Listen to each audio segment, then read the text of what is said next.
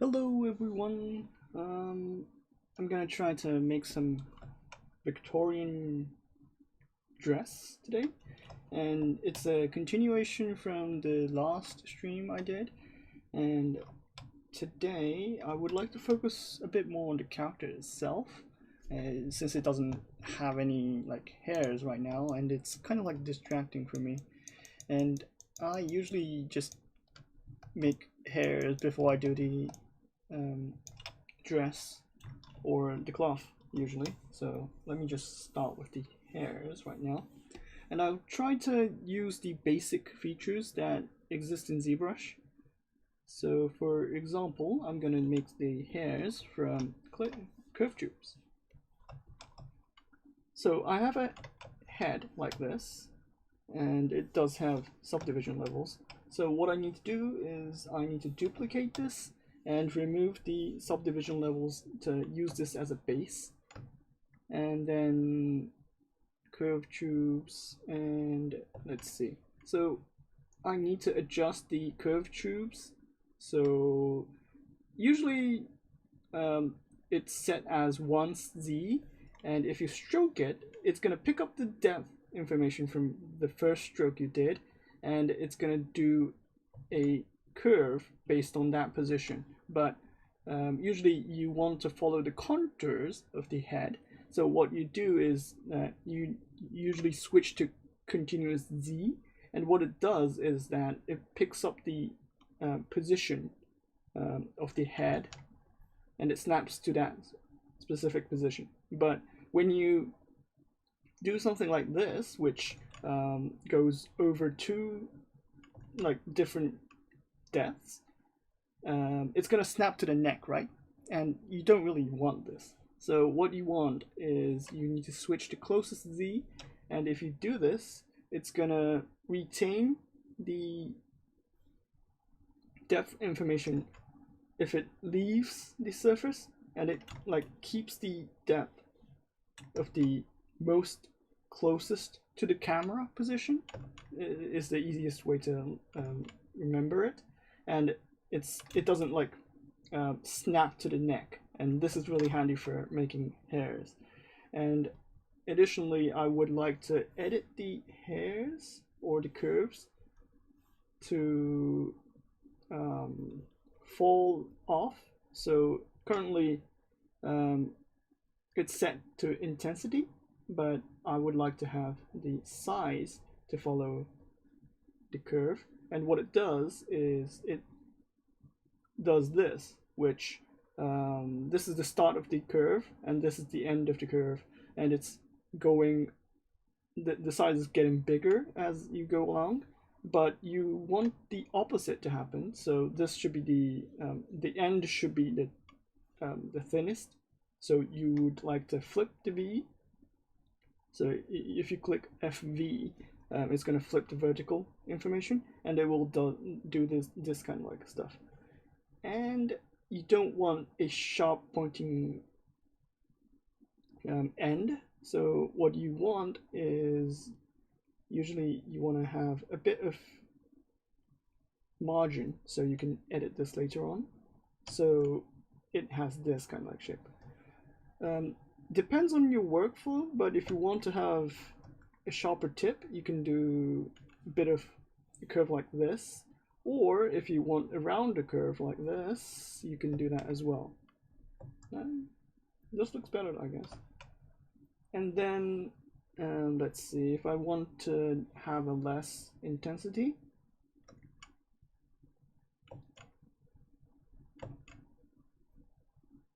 yeah, it's fine. Let me just remove this. Okay, so currently it looks like this. And also, if you go to the brush modifiers and the brush modifier setting, currently it's set to 20. And what it does is that you're able to make a 20-side tube from curved tubes.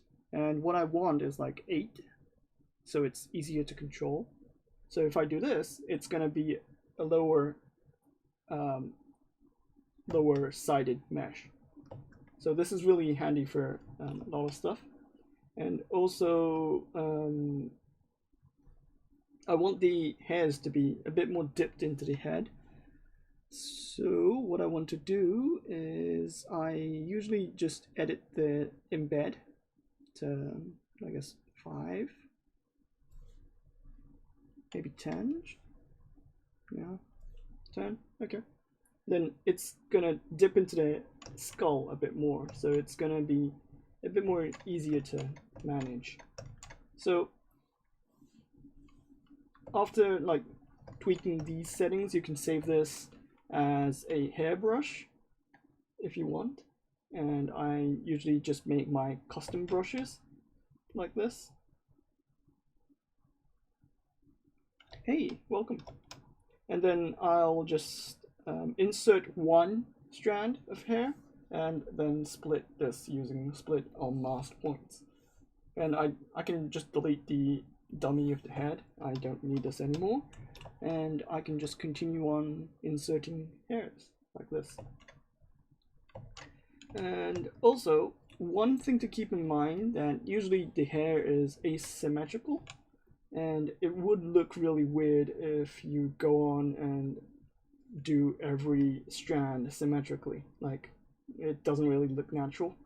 So one thing to keep in mind is that you've got to make your hairs asymmetrical. It might take time, but it looks natural at the end, and it's overall better that way.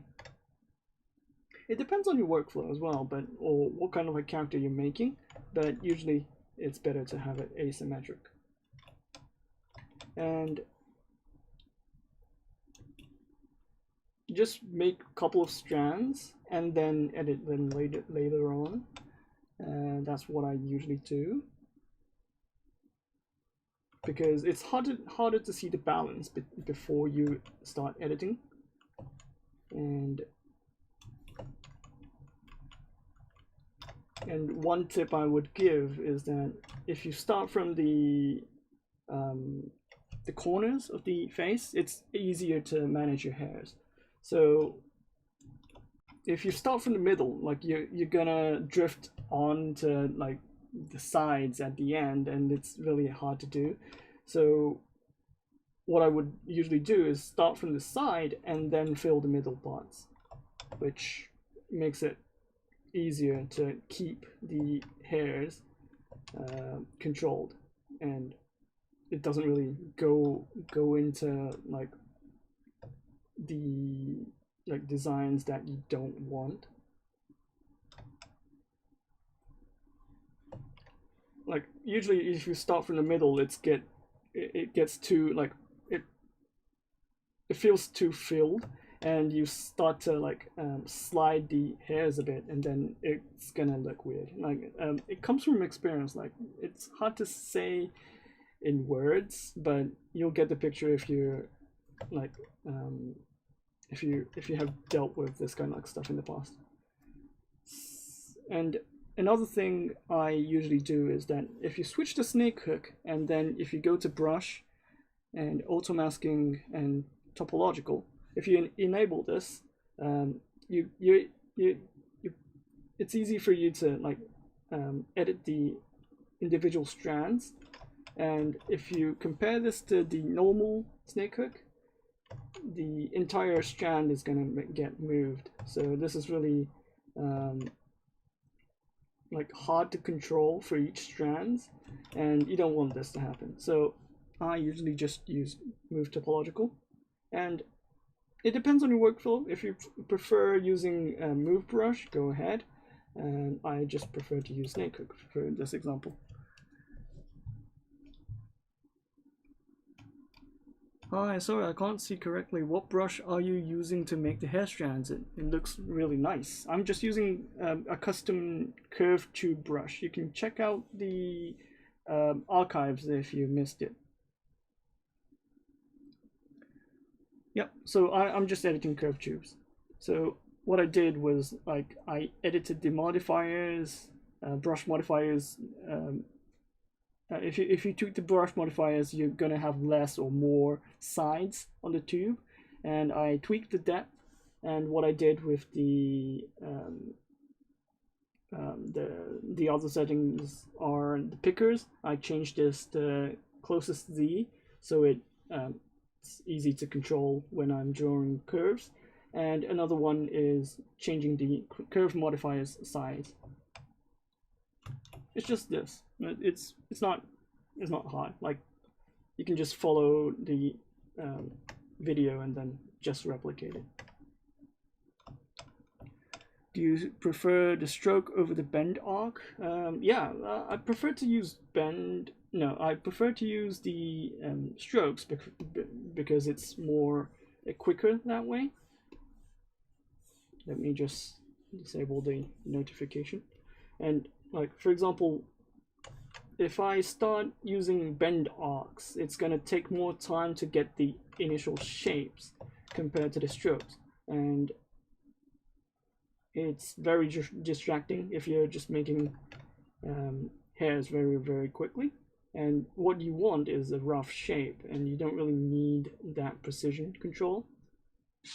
You can do those afterwards if you want to rebuild it, but like, I just want to get the initial shapes of the hairs, so I get the general idea of like what I'm looking at or what I'm looking for.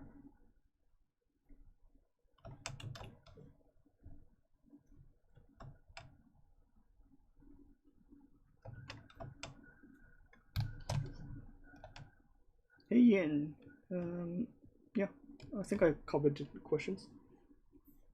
So yeah, also, if you use backface masking, it's easier to control each strands and the thickness of each strands as well. And if you press Alt key using this, you can do it like in the opposite direction. You can like make it thin if you do the strokes.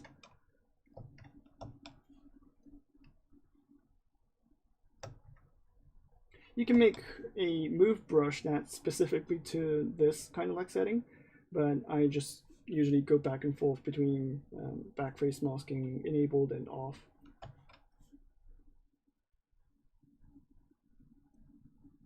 So I usually have my backface masking outside the UI.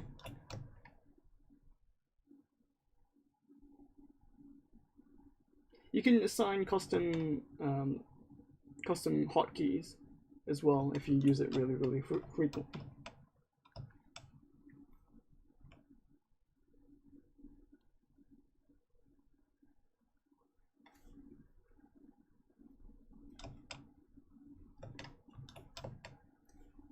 Also, I'm just making the basic shape of the hairs.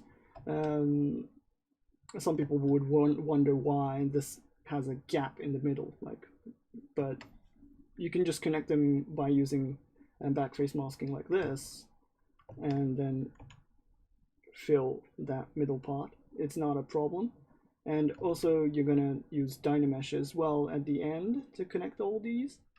So it doesn't really matter. Like, the overall shape is more important than these connection parts. Usually these connections doesn't really change the silhouette that much, unless you're like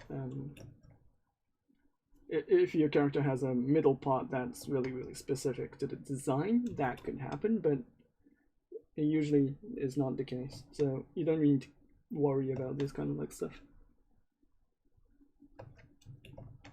Also, if your hair is a bit rounded, what you can do is that you can use brush, curve, and if you go to curve, it has a setting called AccuCurves. If you enable this, it's going to give you a sharper result of the points that you move.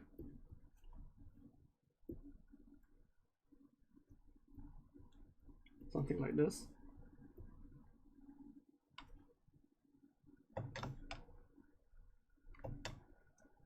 And it will have a like drastic difference if you're like smoothing out, and then if your hair is like getting rounded, like you can use AccuCurves to make that pointy.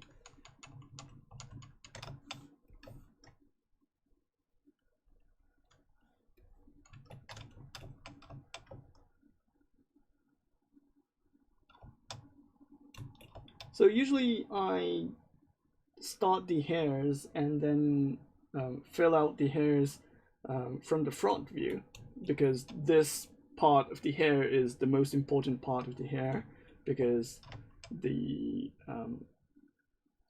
front design or the front image of the character would be defined by this area. Also, if you start filling the hairs, you're going to notice that this hairline would also define your cheek lines as well. So if you don't want the cheek lines to be controlled by the hairs, like you need to be aware that like these cheek lines will be affected by the hairs, and also the hairs would what am I saying? Yeah, you need to care. You need to keep in mind that hair would also like trick you into thinking that your cheek line is not really there, or you need to start adjusting those cheek lines. Like, for example, this doesn't look really cute because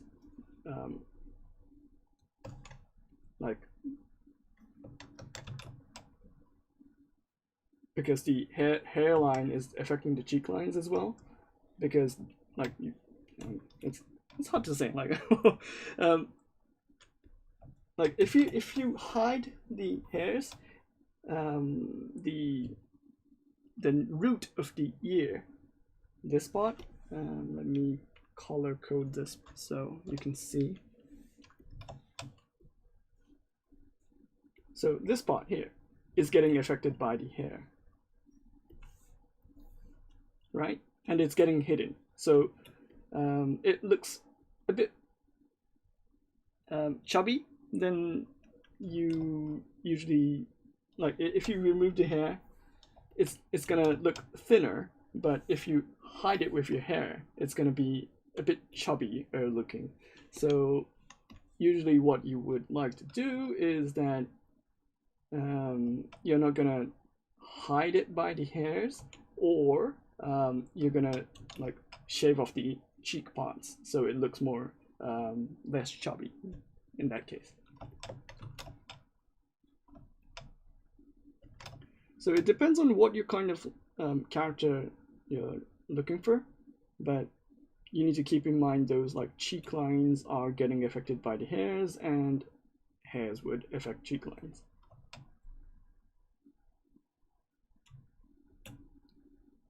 So I usually have this problem where a character doesn't have this side hairs, and then because of that you don't really have a definite, like, defined cheek lines.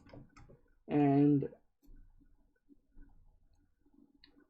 if you're familiar with Misaka Mikoto, who is a character from the Railgun series, and that character doesn't have this sidelines on the left side, and because of that her figurines are very hard to make in a specific look, because usually you hide those cheek lines with the hairs, but because that character doesn't have a hair on the left side only, so it looks a bit weird. Like, so the sculptor would adjust the cheek lines, but because there's no way to hide the cheek lines, it's gonna look weird on the right and the left. So if you want to make it naturally, they need to like do some a lot of back and forth, and they lose track of the likeliness and those kind of like benefits of the characters. So this part is really hard when you're making animes, and people underestimate this cheek lines a lot. So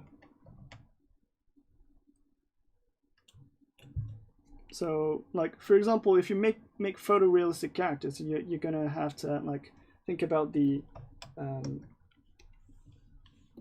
think about this area here, how much it dips, but at the same time in anime characters you need to think about how much it elevates as well. like how it flows like this.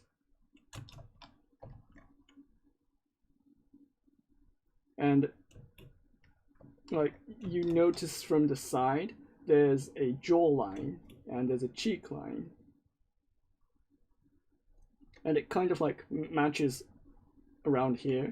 And then you have a mouth around here. So it's hard to see. So yeah, you need to keep this in mind.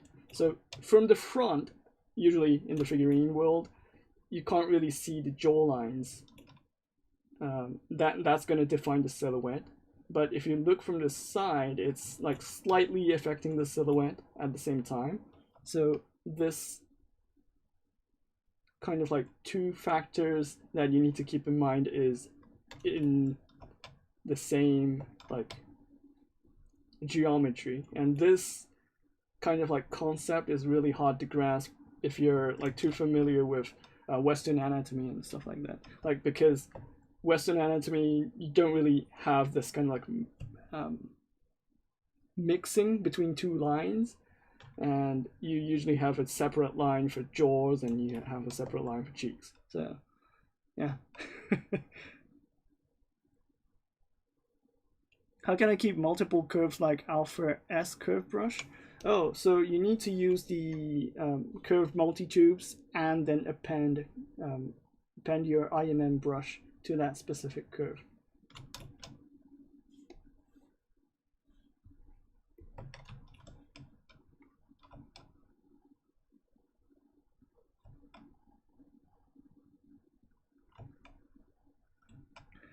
Okay, so I'm continuing on with the hairs.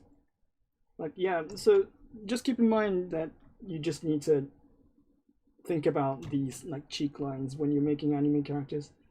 It's gonna look weird if you don't really consider these stuff. And Japanese artists would always consider these cheek lines really, really importantly.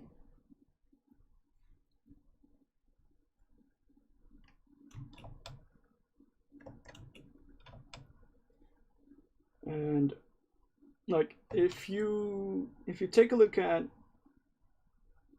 sculptors who are from the West and versus like the sculptors who are working in Japan, they have a distinct difference in the cheek lines. So you can see there's a huge difference in how both worlds see the same thing.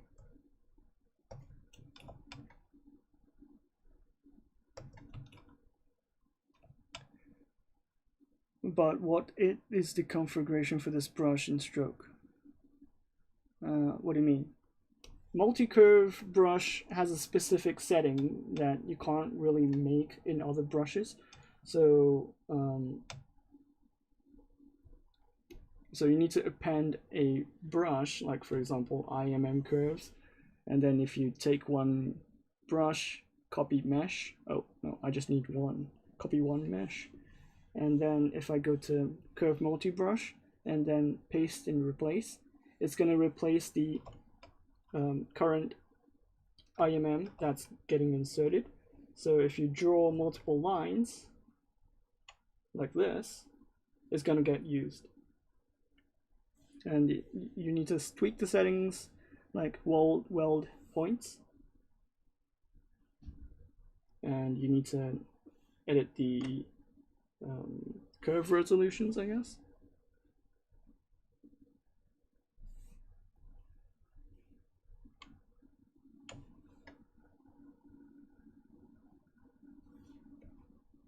And maybe the curve steps should be 1. So yeah, so you can do something like this.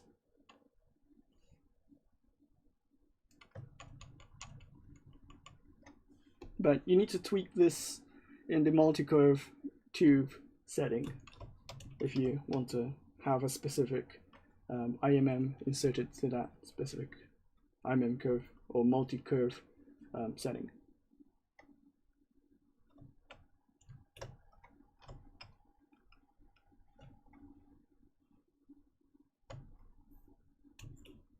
If you're asking about this specific curve tube I made, I think it's easier to just look back the stream afterwards. Like I explained the whole entire workflow of making this curve brush. It's not that hard.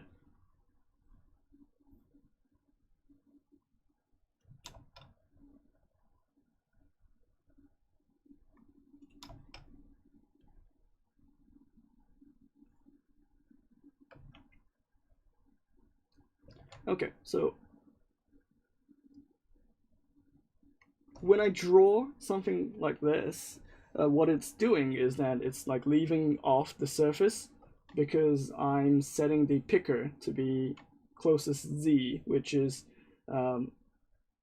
doing what it's supposed to do. So it's leaving off the surface, so it's keeping that depth and it's going straight on that depth. But what I want is I want a stroke which would stick onto the surface of the head.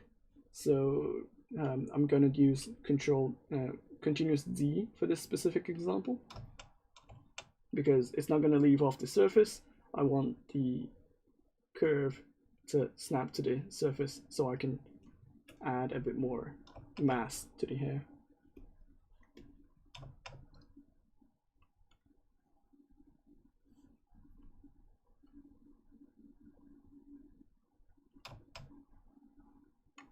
Nope, I don't need a curve. Yep, so if you have a curve lying around and you want it gone, you just need to switch to a IMM curve brush and then just click on the surface once. Single tap it. That will just confirm the IMM.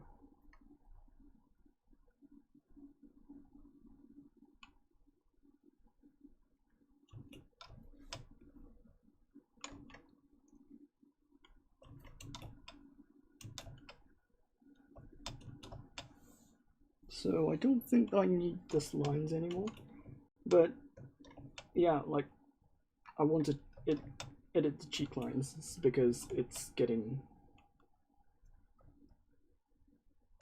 look a bit odd.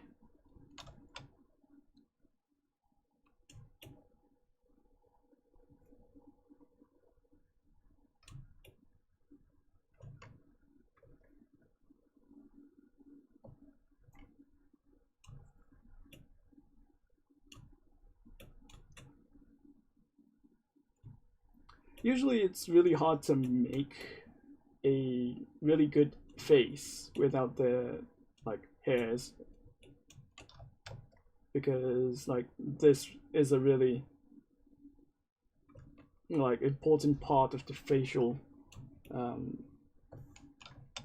like if you're replicating a specific character, you need to get this really correct because this will determine what kind of like characters you're gonna make or like try to replicate.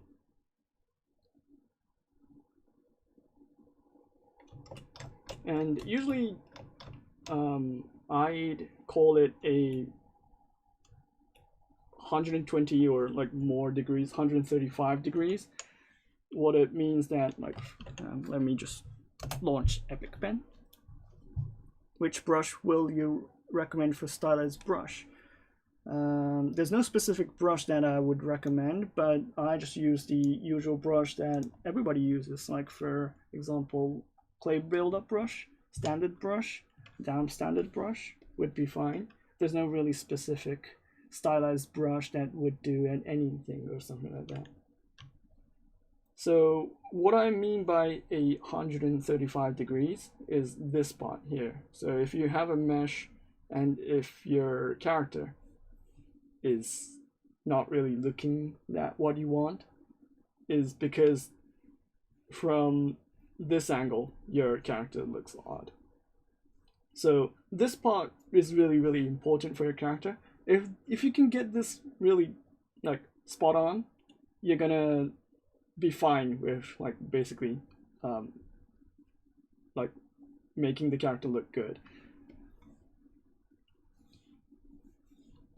And like what I usually do with the character's face, like I'd just go around like this to check if the character is looking fine. But now, like if you look from this angle, like if you look at the cheeks, it's really like not in the like it has this kind of like huge bulge, right? Like this kind of like bulge. You don't really want this. So what you would do is then like keep this angle in mind and then shave off a bit of the cheek.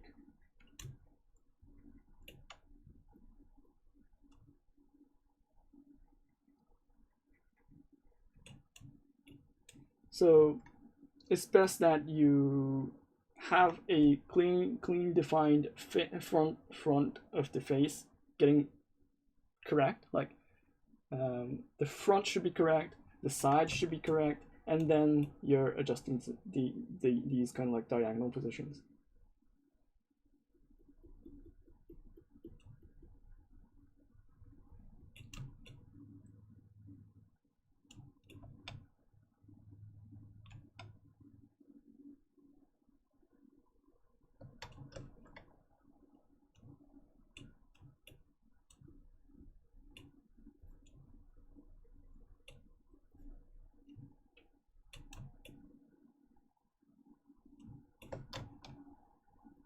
Also, this character has a shallow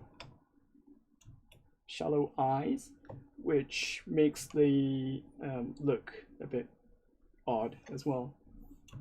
So what I would like to do is I would need to adjust the depth of the eyes a bit.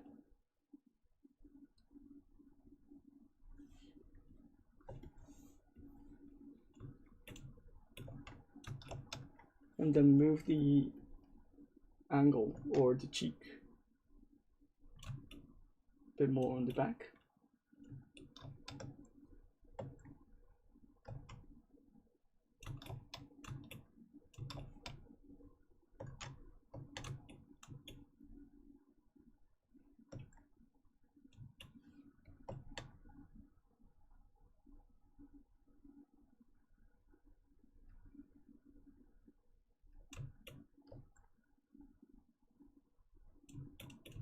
Something like this. And I would usually just use the smooth weight mode 6 because I assigned a different polygroup, so it's gonna have that smooth transition between the eye sockets.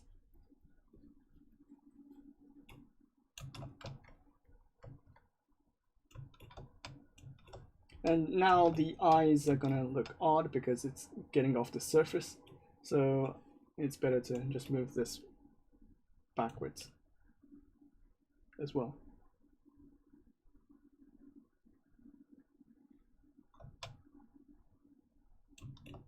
Some people prefer to paint the eyes, but because I usually want to move around the eyes independently, or if I want to tweak a lot, like I don't want to paint the eyes again, so I usually just have a different mesh and then just paint the eyes on that surface, and then I can have a different resolution for the eyes as well.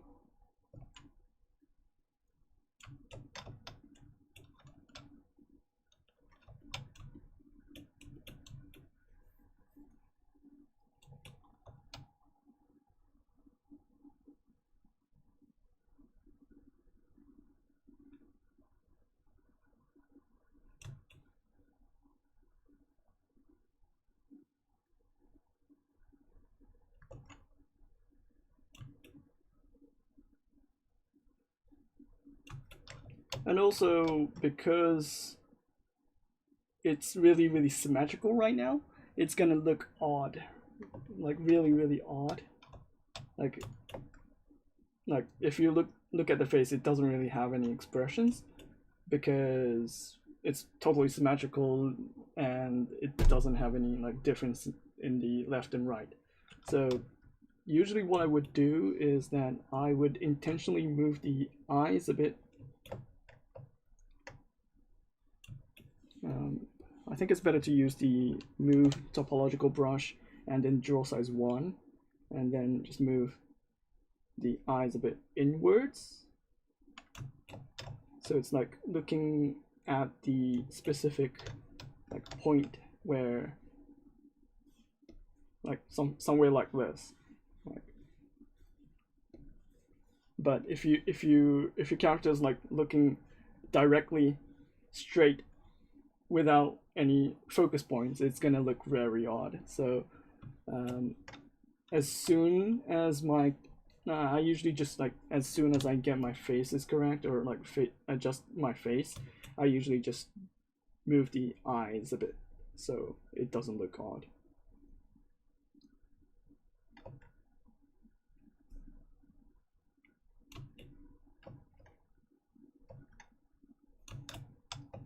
And the same for the eyebrows as well. Like your eyebrows, if it's really like perfectly symmetrical, it's gonna look a bit odd as well.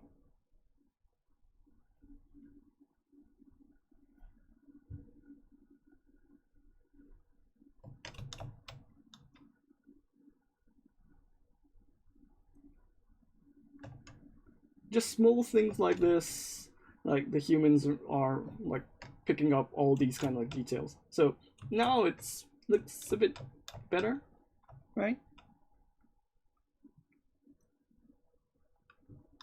And also, if you like making the character's face, it's better. Like I usually color it with one color. Like I just paint it with one color. For example, this one is black for now. But if I have a color which is more like red or something like that, I just color it with this kind of like darker tone color. So it doesn't really distract me by adding too much detail or like having no information at all.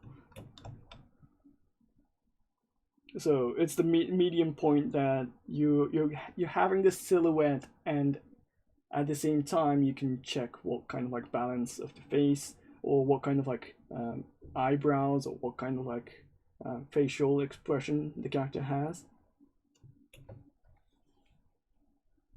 So until you're satisfied with the face, I usually don't touch the eyes. I'll just keep it like black, or I'll just keep it gray, which is more easy to control. I can just paint them later on. So like if you compare to the history, it was like this, but if you compare it, you can see the difference between the symmetrical face that doesn't have any focus compared to the face that has a bit of focus and is now asymmetrical. And you can see the difference there.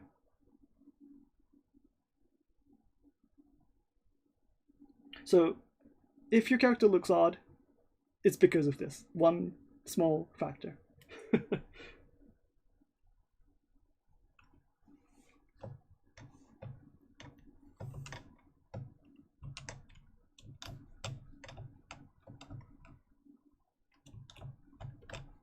And I usually don't like change the symmetrical face expressions.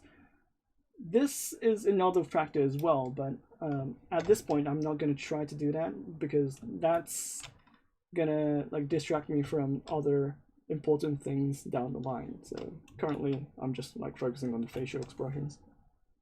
No, I'm just focusing on the other parts of the facial expressions that has a bigger impact than like focusing on the smiles or the cheek lines and stuff like that.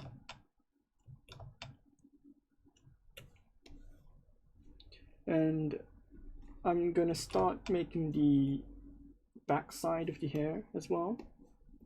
Usually I just do the stuff symmetrically, and then deal with asymmetrical later on down the line, because this part is not really important. Like if you have a character which is obviously asymmetrical, you can focus on that, but currently it's not important because I think it's gonna be a braid, I'm thinking.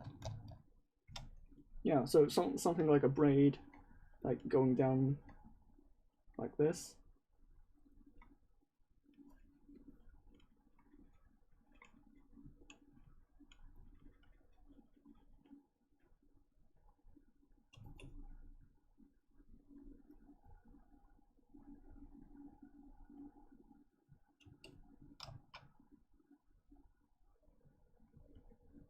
I'm thinking about like what kind of like hair designs I'm gonna make. So I'm thinking about like 2 designs, possible designs. I'm thinking one is the hair from Fate, which is the saber kind of like hair, or I'm thinking about the Violet Evergarden's hairstyle or something like that. So. But yeah, just making a rough shape before I get to too much detail. Usually don't combine the head with body. For me, it's easier for me to like reposition the head or like change the head size, and I don't usually combine the head. Also, the benefit of like having a head separate is that if you want a different like subdivision level compared to your body, like if I have 4 subdivisions on the body, and then if I have it combined, it's gonna eat more polygon counts. But if you have it separate, like you can have a different level of subdivisions on the head and the body, so you can have 2 different subdivision levels as you go along. So for me, that's more easier to control or manage.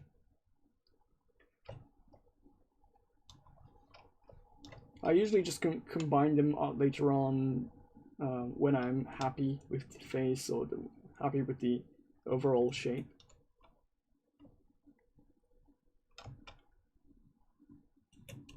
Also, if you're thinking your head is too big, it's usually recommended to just like change the head's size by 5%. So if you have your scales like this, and then if you feel your character's head is not enough, like you can press shift and then like scale up your characters. It's gonna be in 0.5 increments. Basically it's 5%. So if your character is big, and then if you feel that it needs to be a bit smaller, you can test by 0.95, or you can increase it up to 1.5, and then you can see the difference. Like for example, if I have a character face like this, or if I have it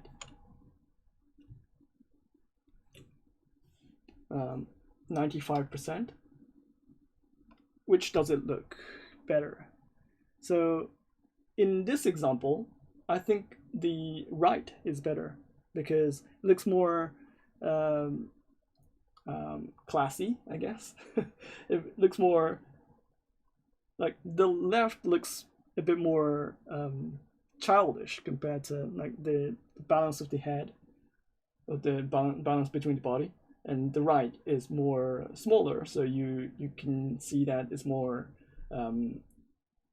aged or like more mature than the left one. So you can tweak these balances or the proportions, and then see what kind of like face or the head size would fit your characters.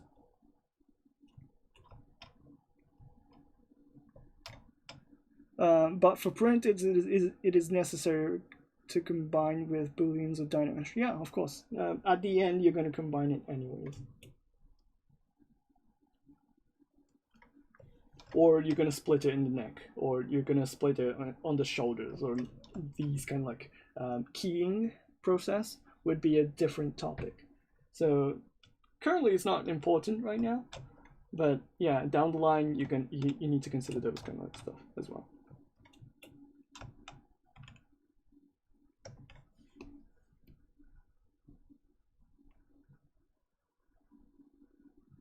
So I made up my mind with like what the character should look like. I think it's better to have a bit of like a mature kind of like look.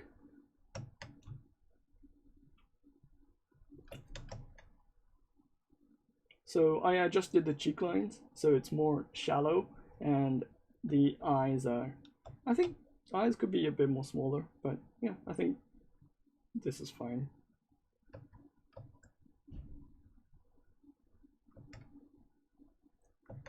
If you're making a younger character, your head should be a bit bigger, like 5%, like for example, 5% bigger than this one.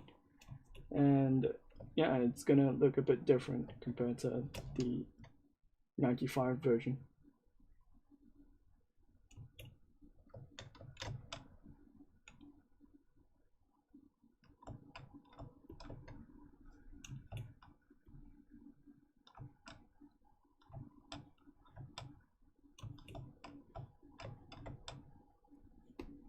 I'm wondering what kind of like hair color should this character have, but maybe blonde, ash gray, or I think I did a gray hair character last time, so I think maybe ash brown.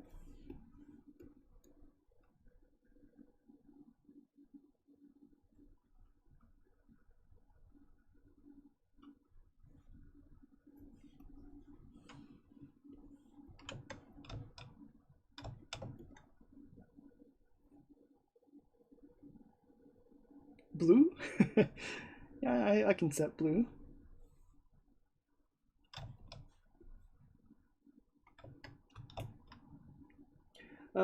When you're considering colors, it's better to just like assign one color in a bit of a darker tone.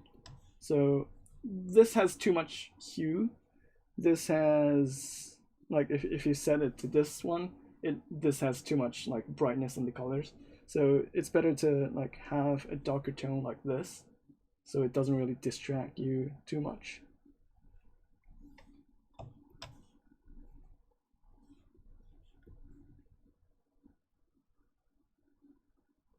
You can tweak them afterwards, so it doesn't really matter.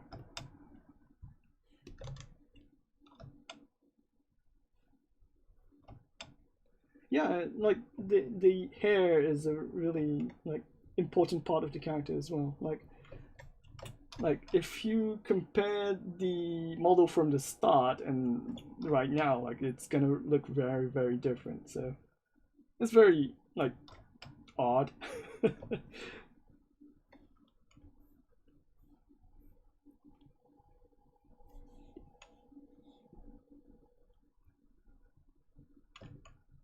It's very fun to like start making the characters, and then it feels very odd at the start or the beginning, and then it suddenly looks better, much better than the beginning.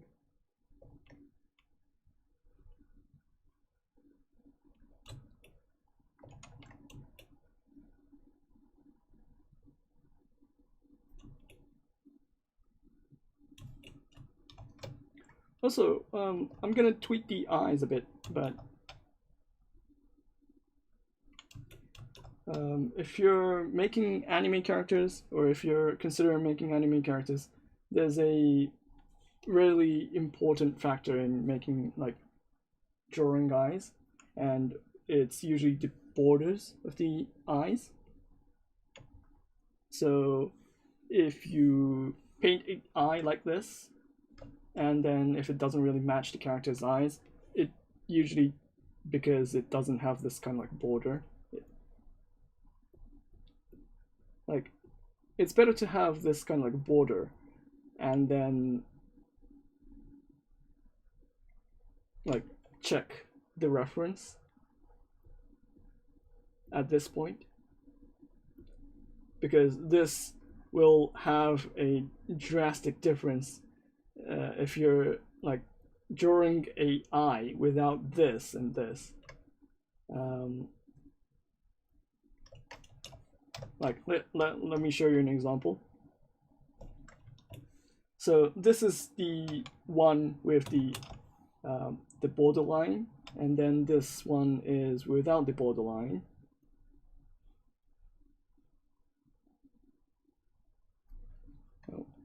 Let me just paint this in one color like this. And which do you like? I think it's the right is the better one.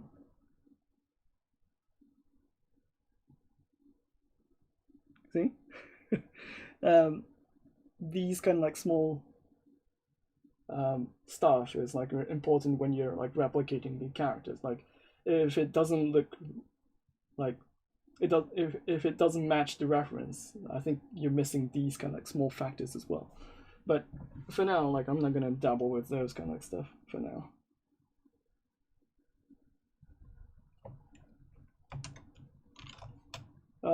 There's even a color contact, like you put in your eyes, that enhances that black border on the eyes, and it kind of like have a different impact on the how your eyes would be received. If you search, I think, color contact define, you're gonna find that specific contact lens.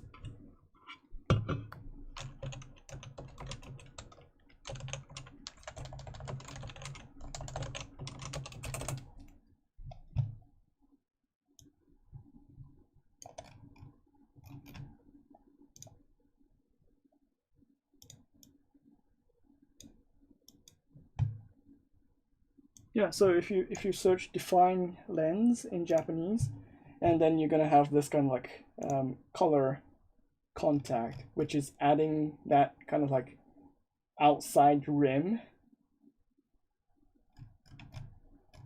and then your eyes is gonna look different if you have this or not.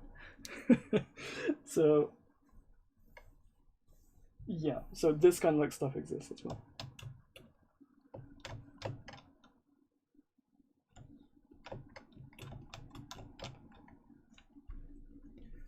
So I think it's better to just have a blue dress at this point. If your character is blue, why not blue? And let's see. I think it's better to have a different tone for each parts.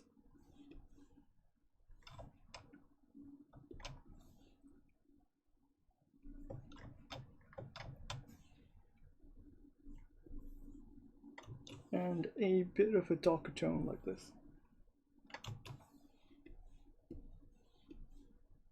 She looks really scary.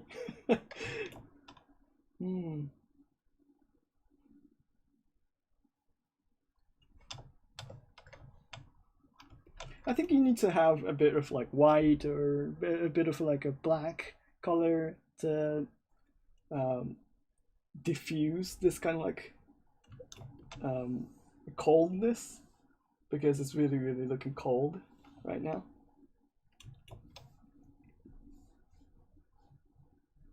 So I'm just going to make a bit of a side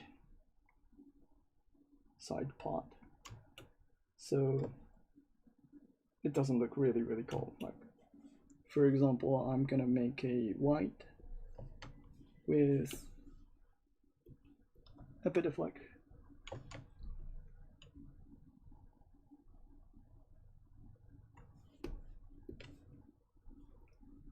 frill. What do you call those? Frills or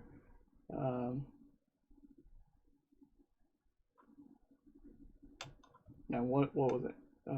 Frills or scuffles?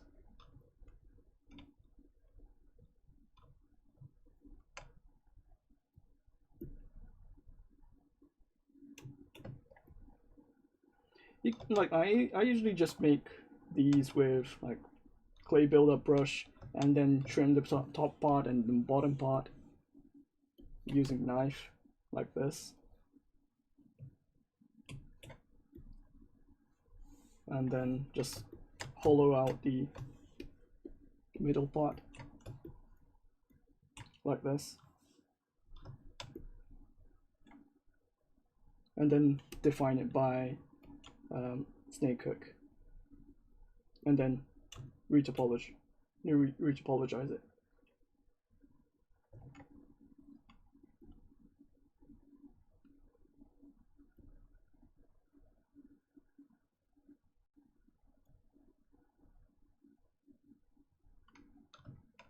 You can use IMM curves to make these kind of like stuff as well, but the issue is that it's gonna look a bit uniform, like it's too much repeating patterns, and for these I think it's better to just have it freehand.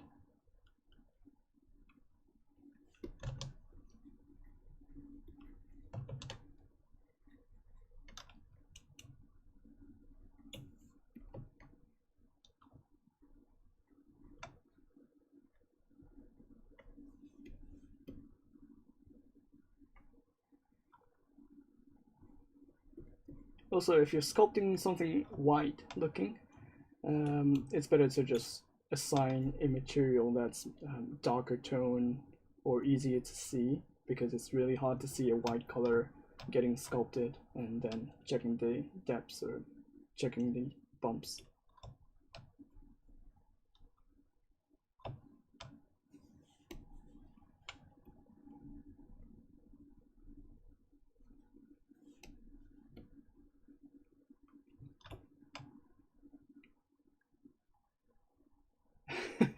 Yeah, it does look, or it does feel like she's a undead character right now. So I think it's better to like have a bit of a warmness to the character's tone overall, because it's gonna, like, if she's a really cold character, if she's like a savage, like if she's killing a lot of like characters, then yeah, she can look like that. But if your character design is not like that, I think it's better to like add a bit more warmness to the character.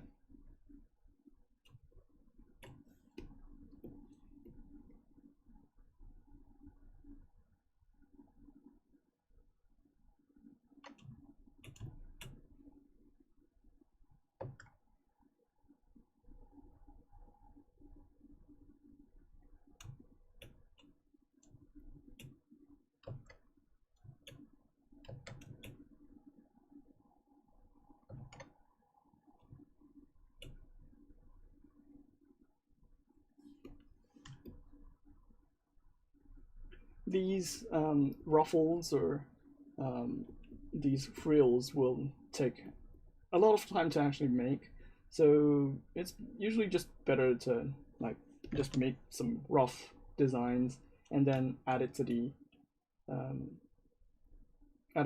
design and then see if it looks good and then define it later on. Like,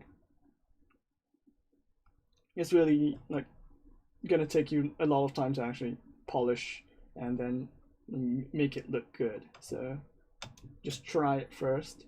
If it looks fine, then just go on to the next one.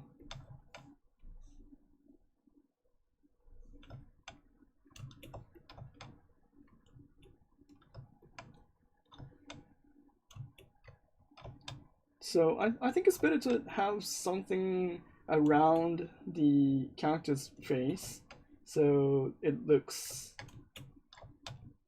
more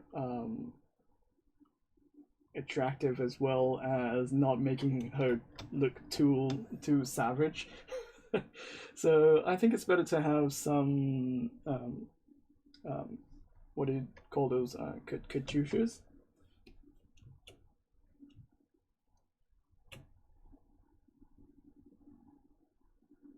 Or tiaras, I guess.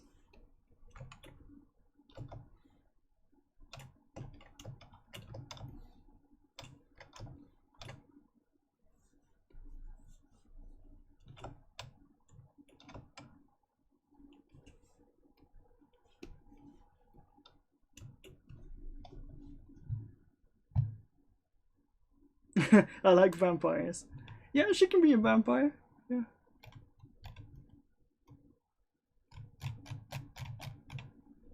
Thanks.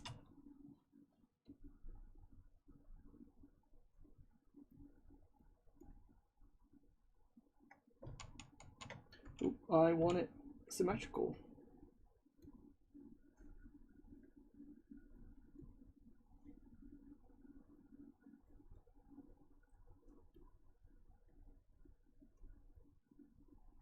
So I'm just making a simple plane, and then I can draw a mask and then extract something from there to get a complex design. But for now, I think it's just fine to just get something that resembles that kind of like shape.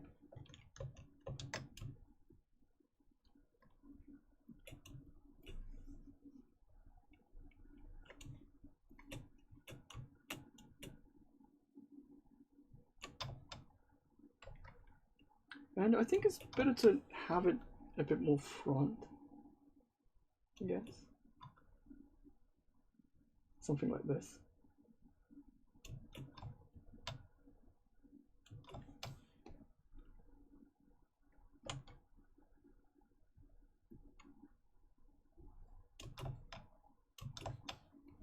And a bit more wider.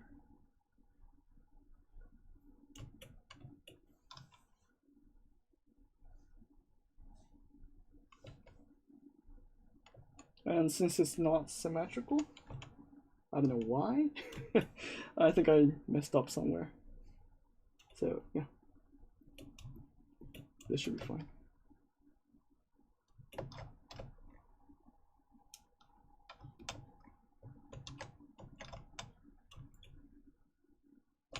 Now, since it has a bit of like a head accessories or hair accessories, I think I'm gonna adjust the middle section of the hair.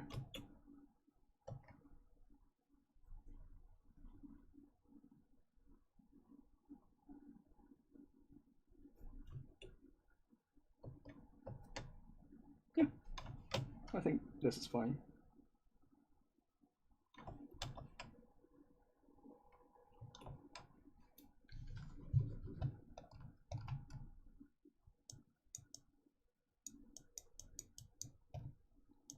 Huh, Camellia, it's a great designing in the last Netflix animations.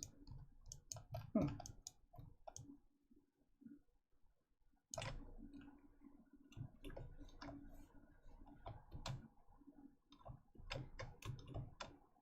I think I should have something that would have something around the neck. A choker or a necklace. I think having some frills would be nice.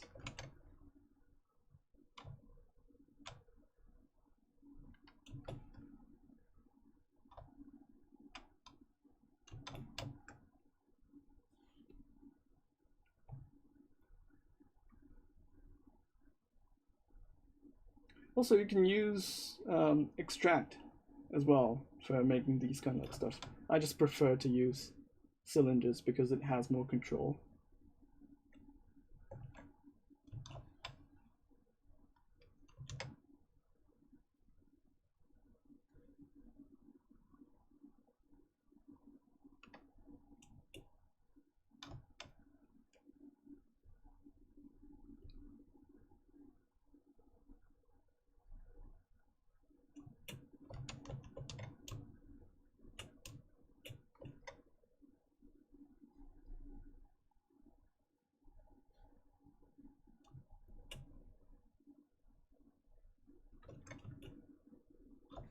So something like this.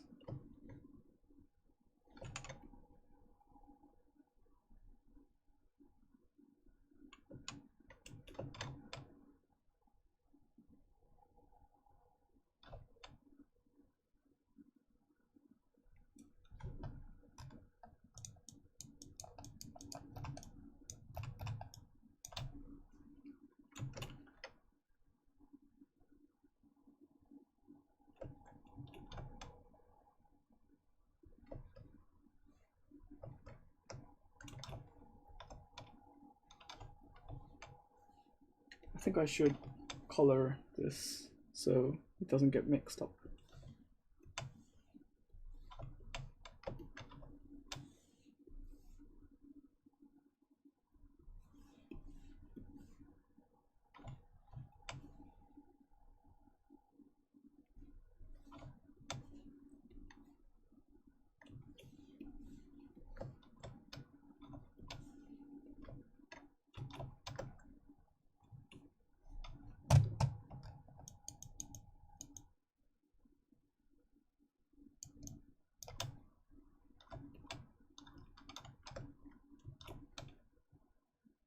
And I think I want a corset around the dress. So I'm just going to use the cylinder for this example.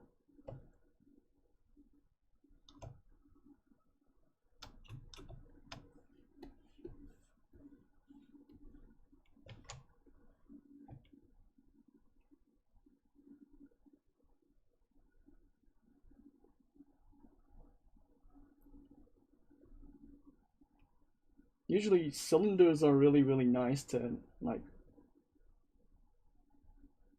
use around like the quick designs.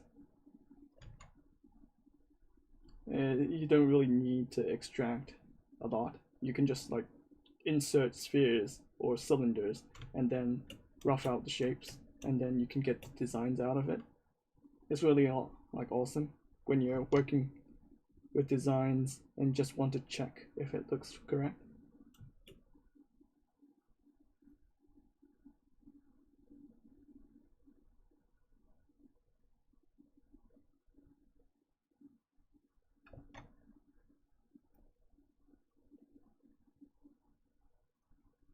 Thanks. Yeah, usually I'm starting these streams without any like designs in mind, and I'm coming up with designs on the fly. So I'm usually just like scared before I go to stream how it turns out, and sometimes it doesn't look great, and sometimes it turns out really nice, and that's the fun part of the like randomness of like sculpting.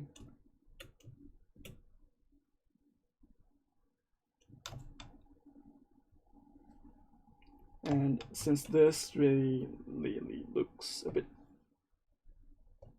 chubby, I think I just need to remove these kind of like stuff because it's a corset, so it's gonna tighten up the waist areas.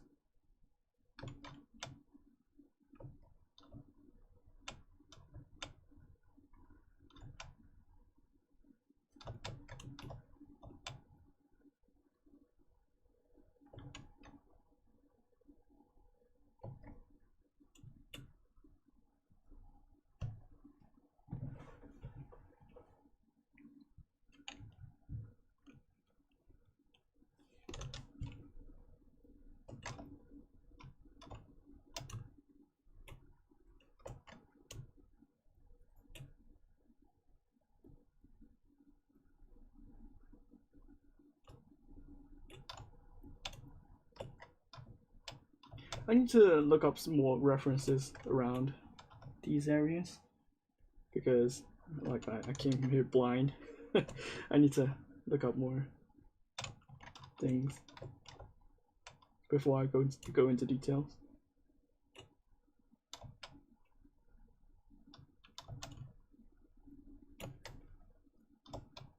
Okay, so because I have a bit more cushion in the color balances, like currently it looks better than the first initial like blue, darker blue, cold blue kind of like situation. She does look a bit dead, so I need to add a bit more skin colors then.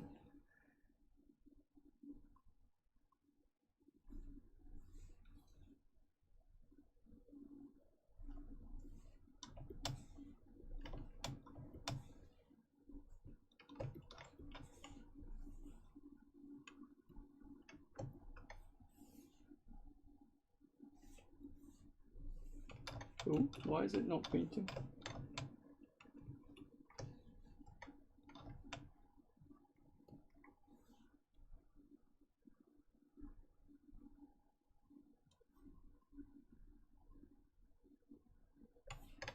So I think it has materials. Let me just flush the colors and then that's odd. Oh, it has layers though. Okay, my fault.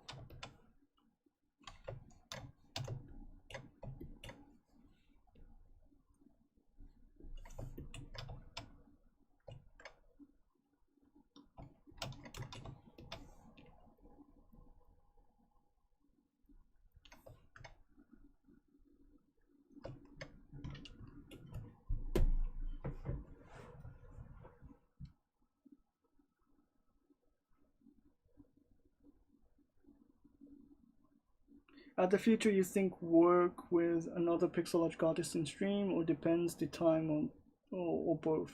What do you mean? By the way, any reason to sculpt the original character instead of fan art in Pixologic channel?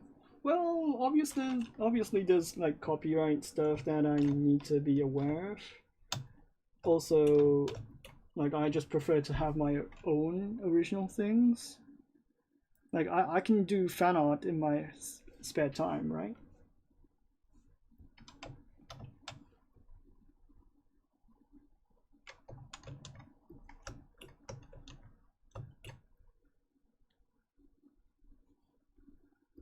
Also, compared to the West, Japan's like license holders are really a bit stricter when it comes to corporations making fan arts. So I'm just being aware of those kind of stuff.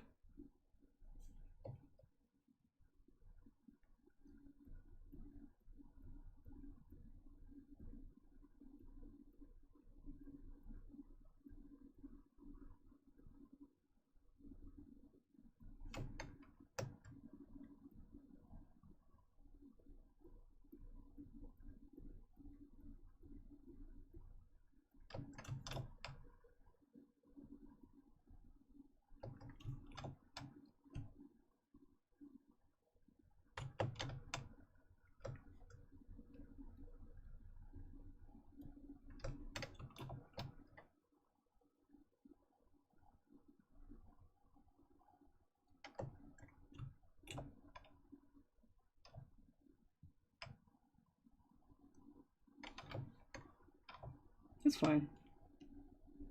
Yeah, sometimes I'm like scrambling with words as well, so I can't blame others for doing the same.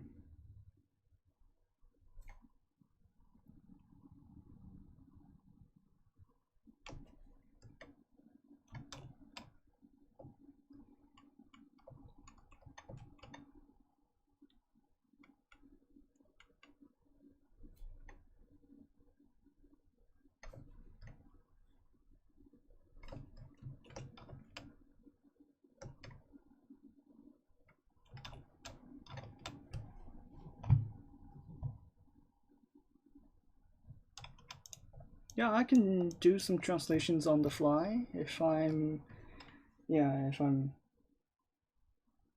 on the mood. Sometimes it's really hard when it's a hard topic or something like that, or if I don't really have the background knowledge of something specific.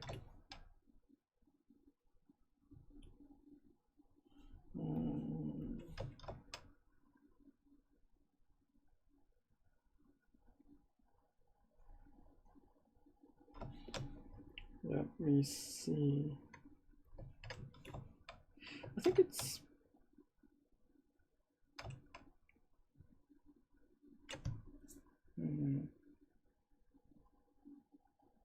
should I go back and start sculpting the cloth, I guess?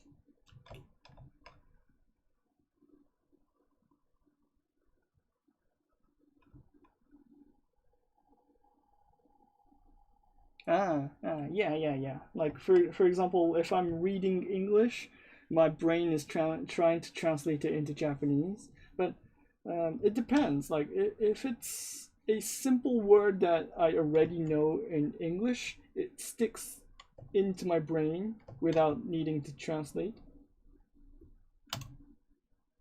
Like I'm not really translating if it's a really easy language or easy word. I'm just like using my brain to brain in English mode, basically, and seeing things in English. And then if I don't know the meaning, I'll like switch my brain to like in Japanese mode, and then try to like deconstruct the word and then understand in Japanese. But unless that happens, I usually just have my brain set to English and then speak English.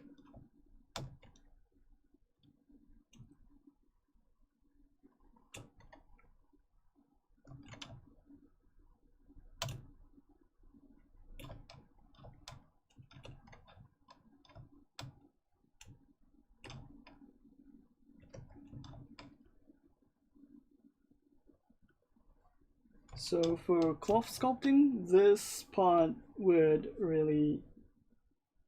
is gonna be the longest part I'm gonna make, and this is the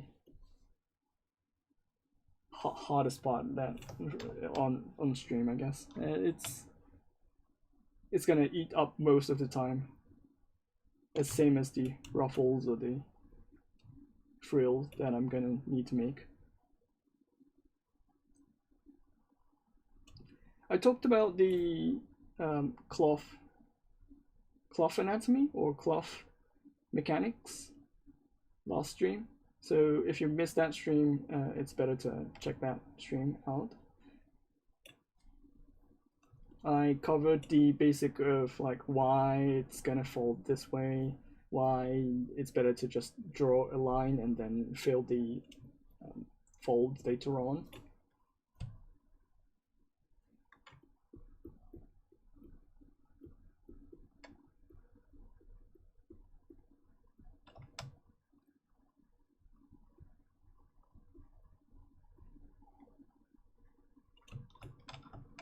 And then if it has this kind of like wide area of stuff that you need to calculate, it's going to take a bit more time to get used to. So if you're not really used to sculpting cloth, and then if you're starting with this kind of like surface area, I think it's a bad idea. So you gotta stop and then you need to practice.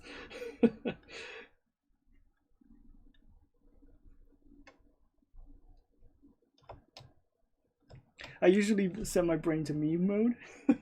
Yeah.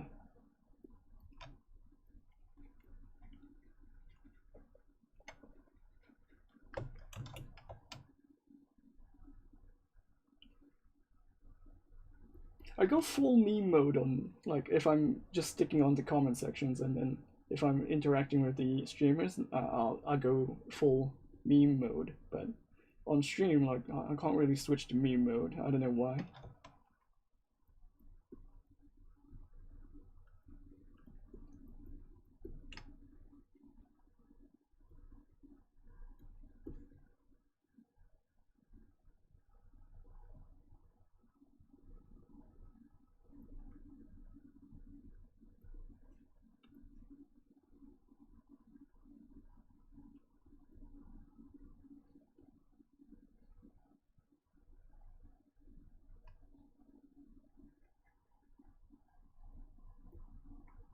See, like, if I'm sculpting cloth, I can't really talk. Like, I'm calculating where the folds are going to line up.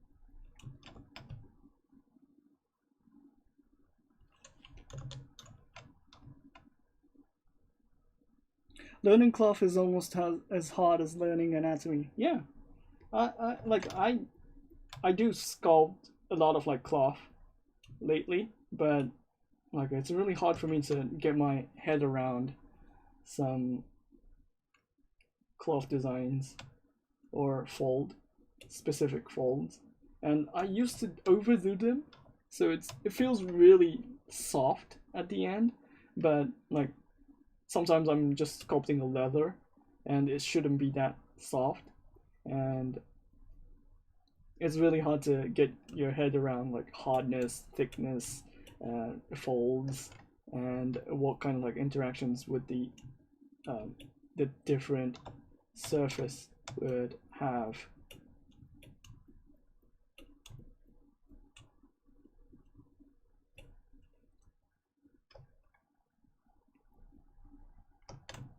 But you just need to get used to it, like understand it, and then like it's easy to make it less intense or more intense, but like if you don't understand it, it's really hard to wrap your head around.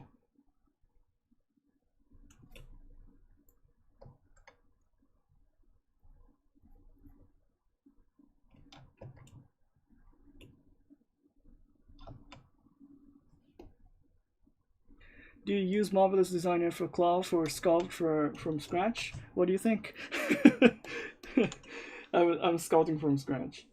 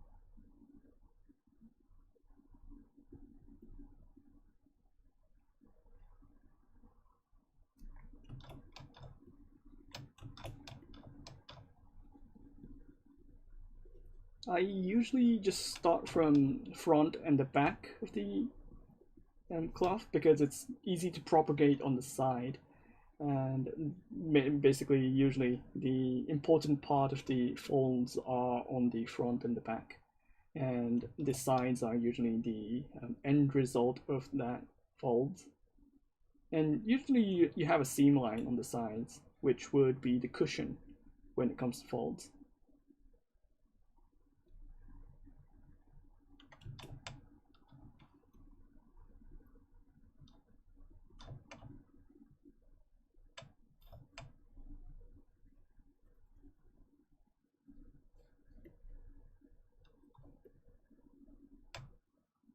But in Victorian dresses, it's a bit different because you have a different kind of like folds um, on the sides as well, because it's more complex, and that's the interesting part of the design choice.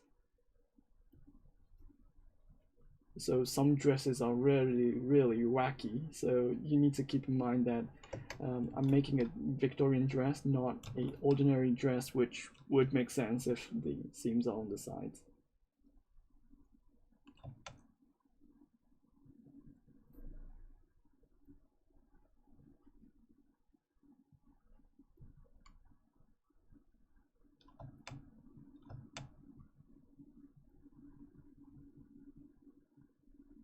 Also, I'm trying to sculpt in some randomness, so I can have a bit of like a design element to it from randomness.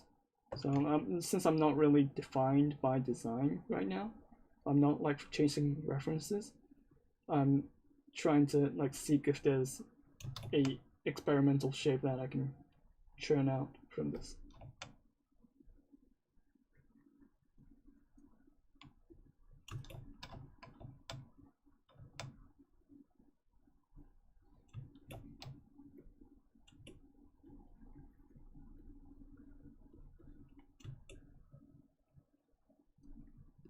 Okay, I have 30 minutes left.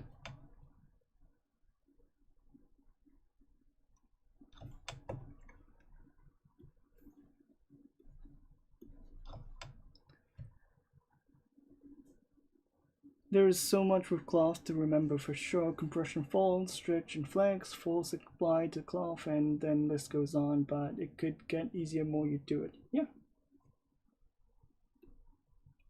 It's like having a muscle in your brain that calculates physics.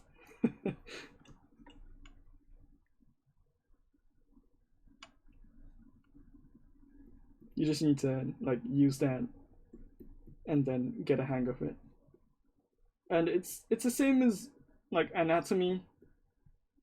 Like if you start learning it, start learning and then practicing it, like you're not gonna lose that hard amount of training.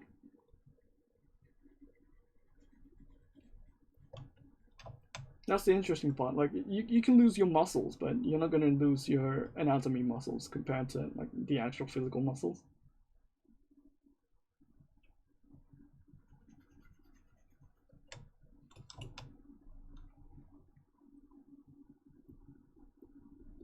Well, talking about like reflex and understanding,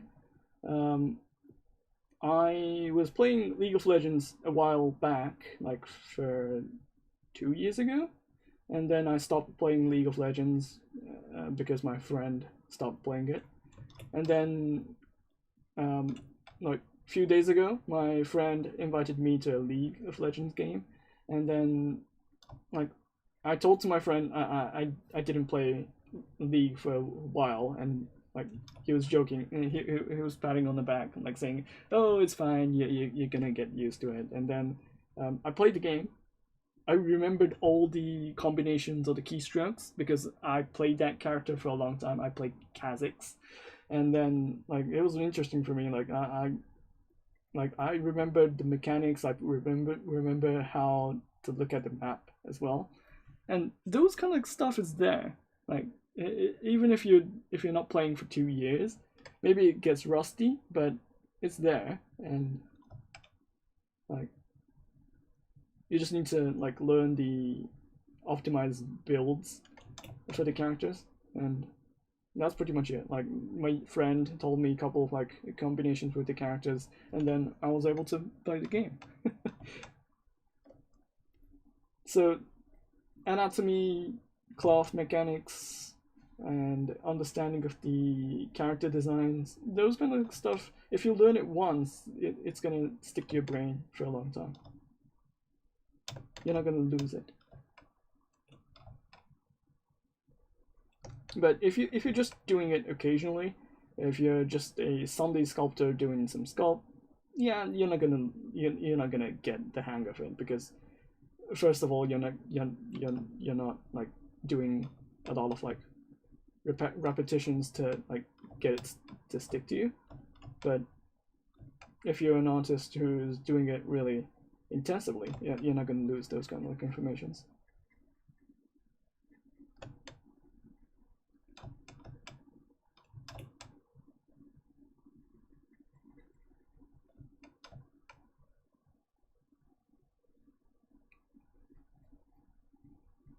Yeah, I didn't think I wasn't playing League for like 2 years now. Like, I think I thought I was playing more. But yeah, it was before COVID, so kind of like understandable.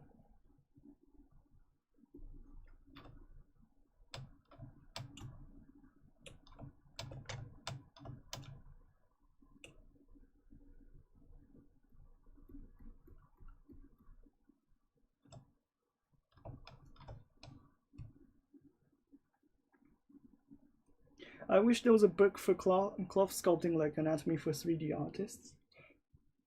Isn't there any? Yeah, I'm not sure if there's any English books, but I know there's a couple of like Japanese books talking about drawing, how to draw, sculpt, like no, it's not sculpt, but like how to draw cloth folds,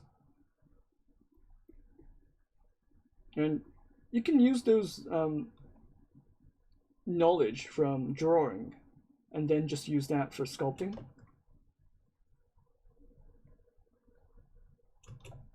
Like it's the same thing. Like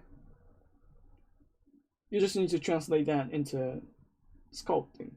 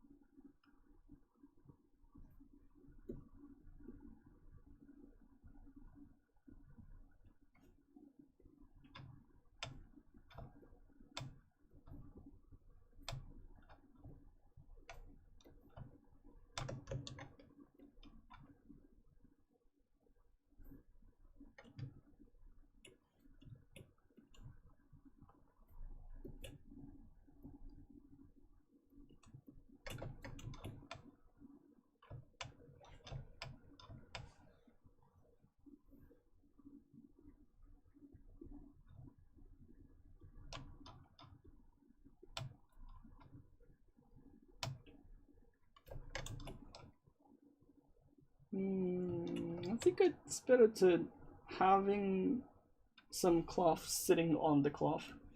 Currently it's like floating on the area, so usually to avoid this kind of like non-colliding cloth, I usually add thickness, and then because it has thickness, it's easier to see if it's like colliding or not. Or another way is to just close the hole entirely, like this, and then it's easier to see the actual like area where it's colliding to the other portion of the cloth.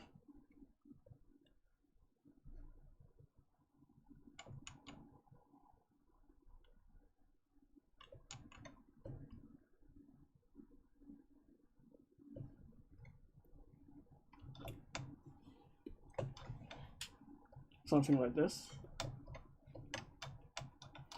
Since I'm usually just making sculpts for 3D prints, I can do this, but if you're making a model for games, I think you can just use the dynamic subdivision feature and then get the designs from it.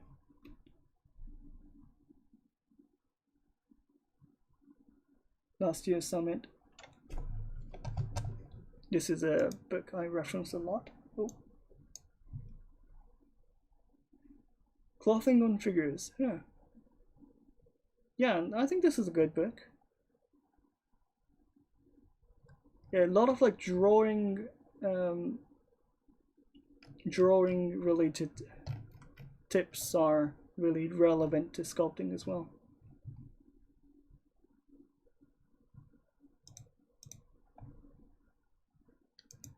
Oh yeah, I remember this. Yeah, check those out. shout out to Yin.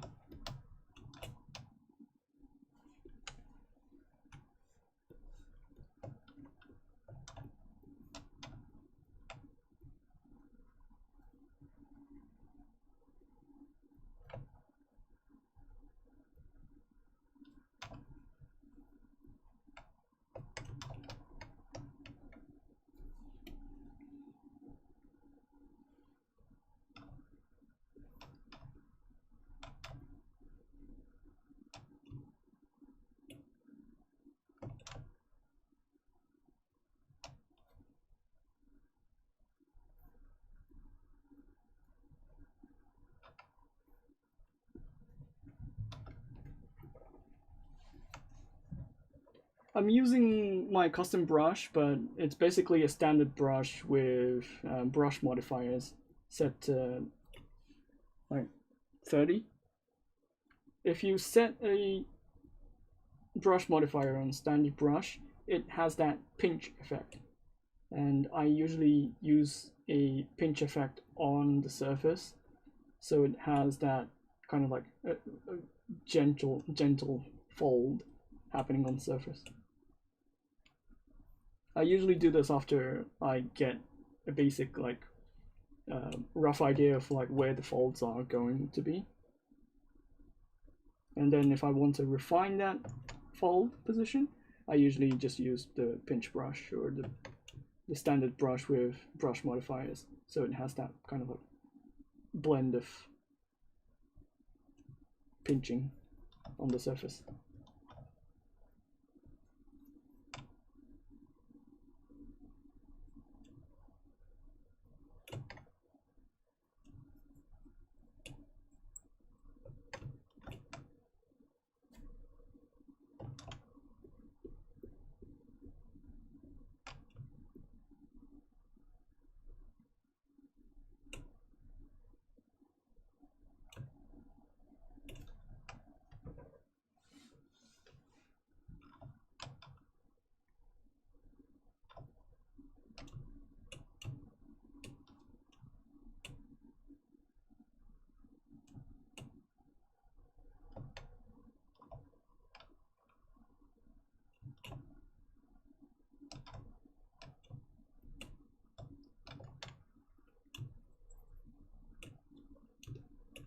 So sculpting cloth is a bit tedious, but if you get the general idea of like where the cloth folds are, and then think about what kind of like design you're looking for, it's just a labor in a sense. Like it's just taking time. It's not too complex.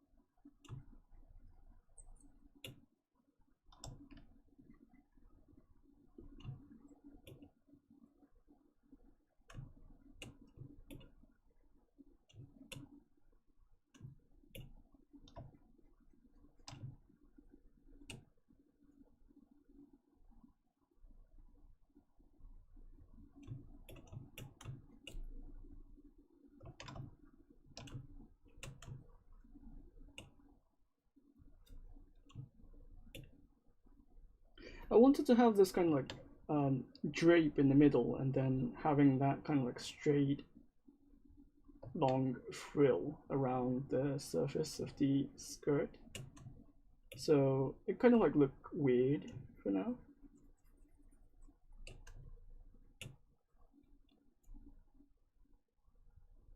Because it doesn't have that transitions or the separations between the middle part and then the side of this kind of like drape happening.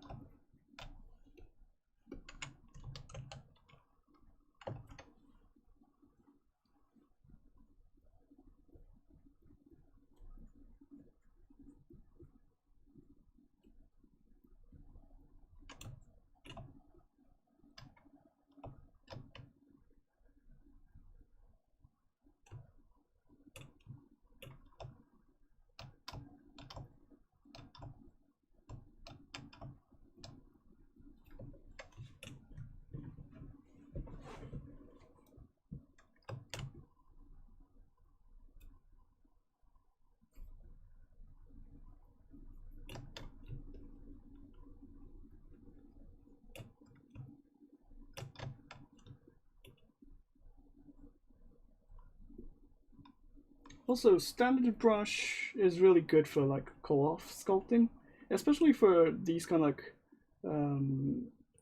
frills or these kind of like what kind of like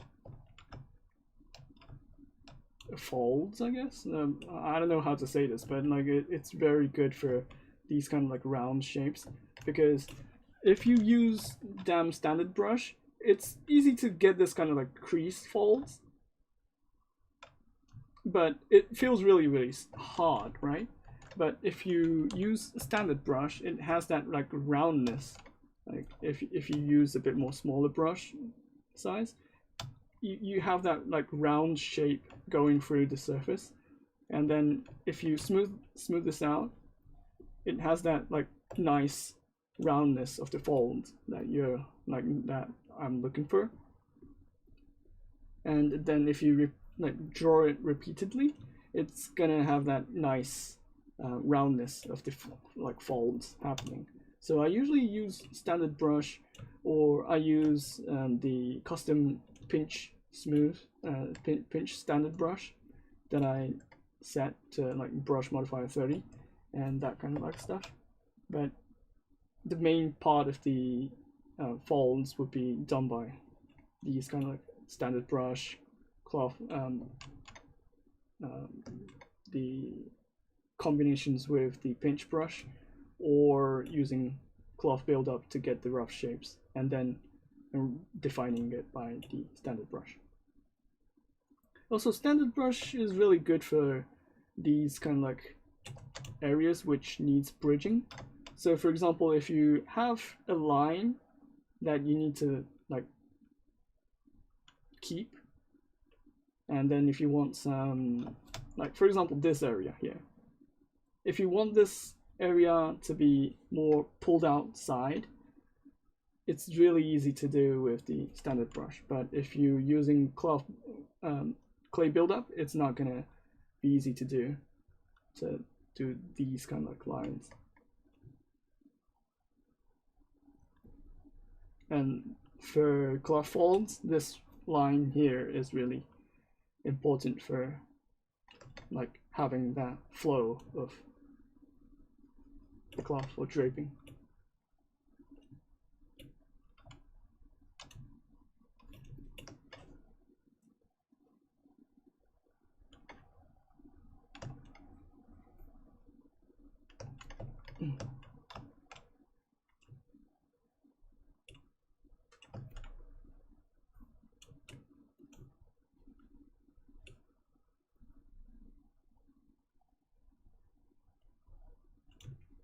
Also, some people would edit the standard brush to have a bit more pointy looking alphas to it.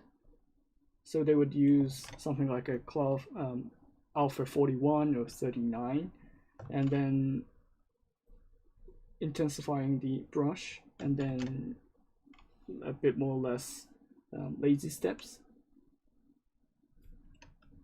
to get a more defined brush stroke, but without the pinching of the dam standard. So the difference between dam standard is that dam standard would apply a pinching onto the surface with the brush modifiers, but with tweaking the standard brush, you're not going to have that pinching, which is good for some situations. Like in some cases you want that pinching, in some cases you don't want that pinching. And like seeking that balance between pinching and non-pinching is really important.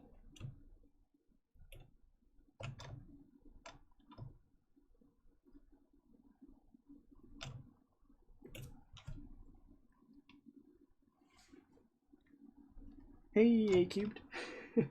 Hey, Ashley. So yeah, so many folds, so many folds.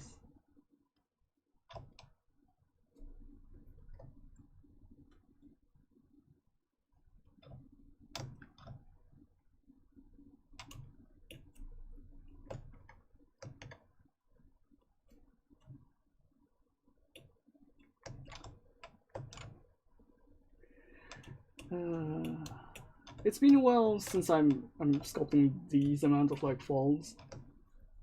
It's fun.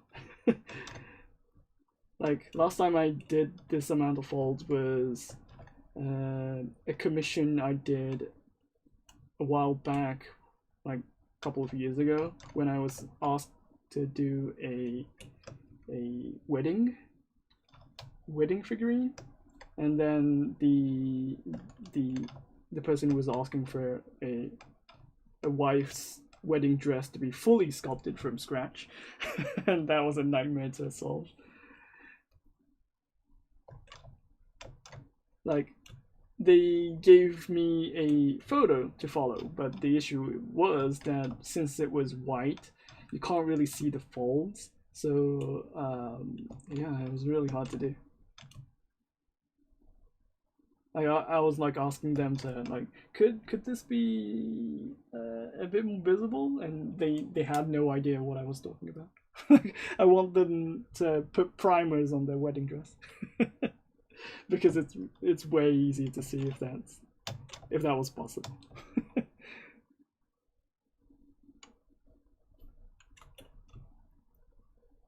Also, some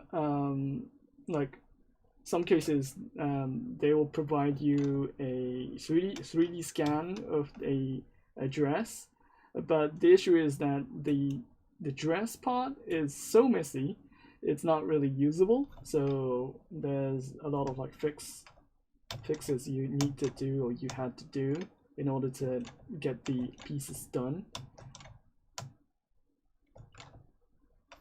So I know this because I did a lot of like 3D scans back in the day.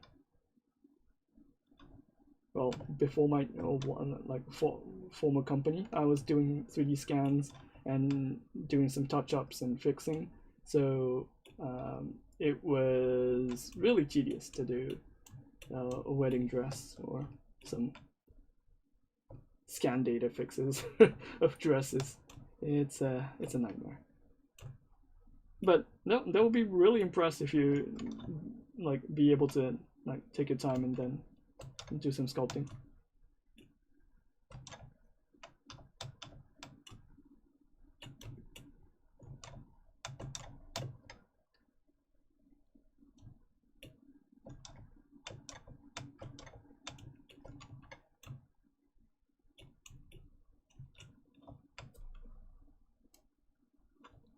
It sounds like a lot of pain. Yeah, yeah, it is.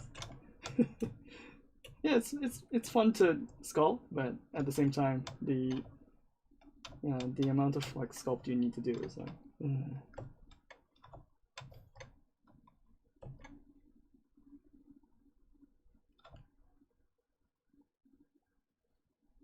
Also, you can use the slash brush. Like if you go to brush, if you go to slash, and then if you go to /2, there's a interesting brush that has that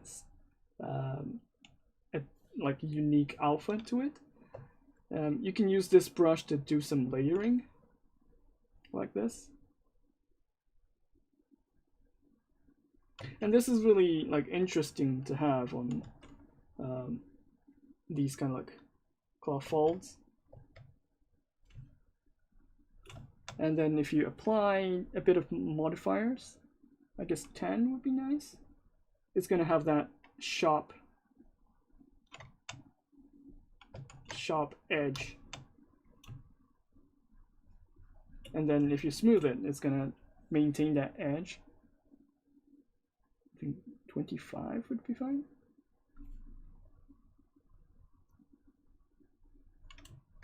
Yeah, something like this. So like tweaking the brush or tweaking the brushes to your custom needs would be really interesting thing that a lot of like artists should do, I guess. So when I was working for a 3D scan, I was using a lot of like custom brushes like this, which would like save my time, and at the same time it would look a bit more impressive when I don't really like spend that much time, but it looks really impressive if the client looks at it.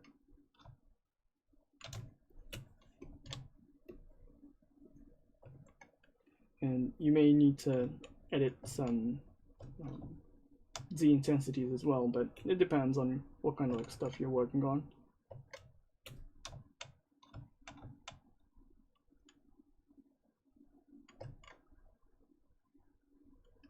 Yeah, you can add lazy mouse effect as well, so you can have a bit more controlled way of like doing the strokes.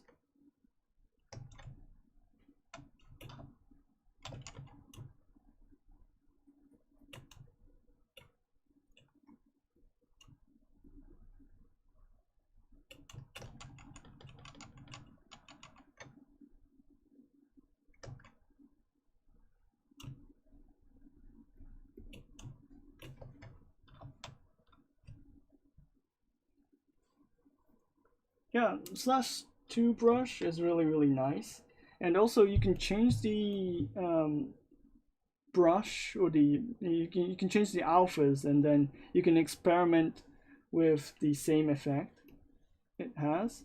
And what it's doing is that it's editing that gradient of alpha 27 to that specific color or specific alpha. So if you go to alpha, and then if you go to the modify section, and then if you go to alpha adjust, what it's doing is this. Like, it's interesting, right? Like, it's splitting in the middle. And then what it's doing is that it's applying a mid value of 42, and then it's like editing. So if you change the mid value, and then if you turn off the radial fallout, radial fall off, it's going to have a different effect. So you can experiment a lot of like things with this brush.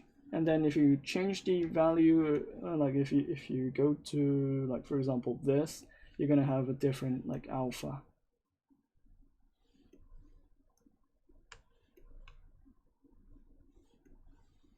And this is just with gradients, but like you can spin around the gradient and then have this kind of like effect as well. Or you can flip it on the other side and then make it look like this as well.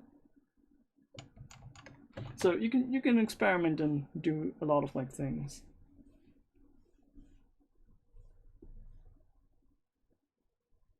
You can do a gradual like eclipse kind of like shape, and then have like a softer approach to this. Or you can even have double. I think, yeah, I think there was a way to do double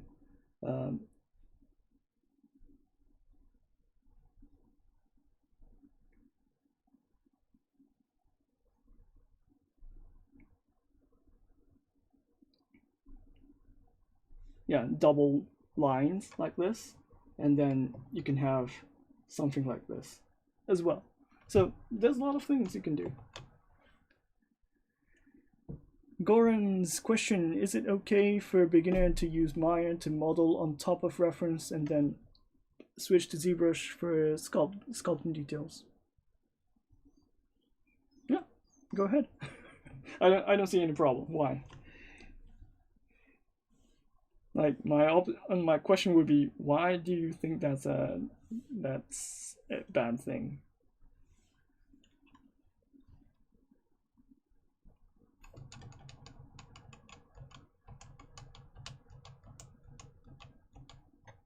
Honestly, beginners should be concerned about not making than what to make or what should you make. Like you should be constantly sculpting. you should constantly having fun sculpting. It's, yeah, like thinking about it, stopping, and then not sculpting or not making is the part that's the most wasteful thing that you're doing right now.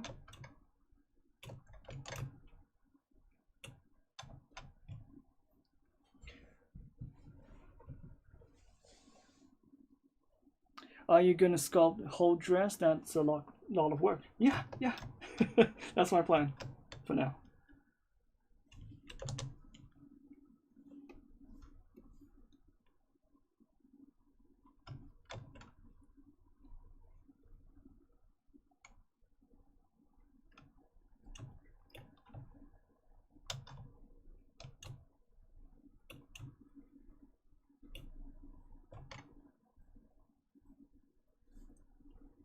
/2 brushes are really fun to play around because it has that unique setting, and then you can play around with the setting and then get a different effect. And also you can have a different like if you do a stroke like this, and then if you compare it to a stroke the opposite way, it has a different layering, right? Because of the uniqueness to that brush direction or the brush stroke direction. You can play around with those kind of settings as well.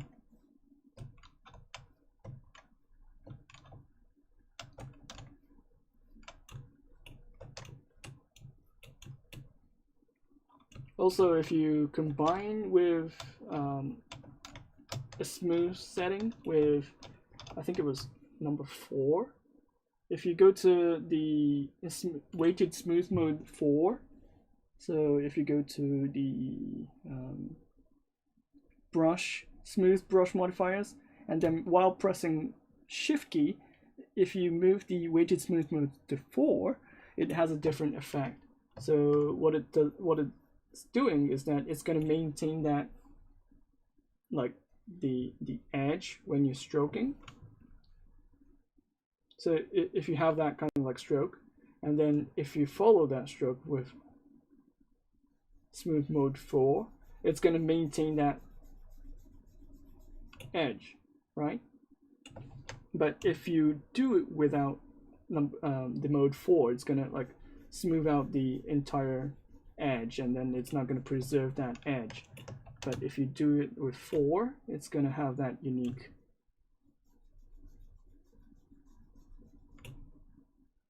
edge maintained. So you can combine with like smooth modes, and then you can use with other brushes like damp standard brush. You can have fun. Well, some people telling me that I need to learn the proportions first with ZBrush, because in future I have to know how to sculpt creatures or something without reference or something. Something without references? Creatures? You're gonna always have references. Well, creatures doesn't really have a specific look-alike, or doesn't have a exact reference, but usually you're combining references to achieve that goal. So as a beginner, it's a good habit to make, to look at references, getting the proportions correctly. But you can do the same with Maya, you can do the same with ZBrush, any other CAD software, and you can name a lot of things. It's the same, like the basics are the same.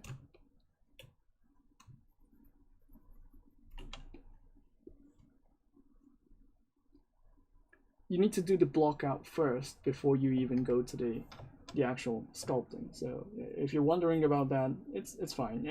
Every other application, every design, even the drawing, if you're starting drawing, you need to get the shapes correct. So anything you do with like designing stuff, the proportion is the king.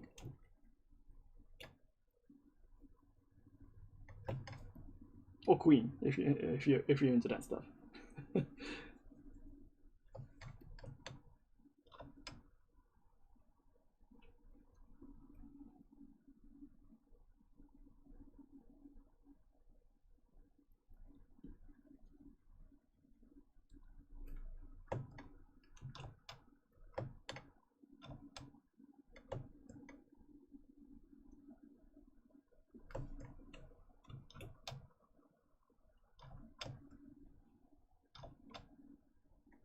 Also, interesting stuff about Slash Brush is that you can generate a fold in middle of nowhere. It has that interesting layer. Like, for example, if you do that with damp standard brush, it doesn't have the same effect. You need to do 2 different strokes to get one kind of like elevation of layers in there.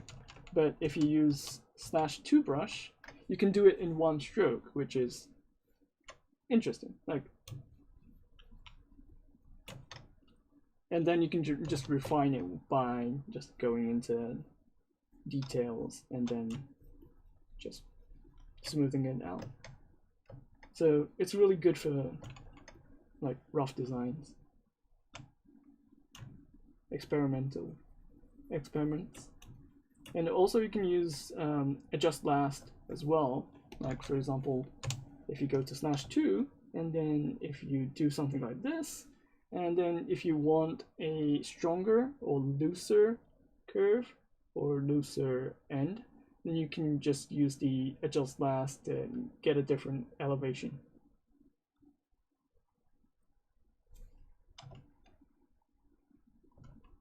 So yeah, really fun. Also, if you do this kind of like stuff on the I got an idea.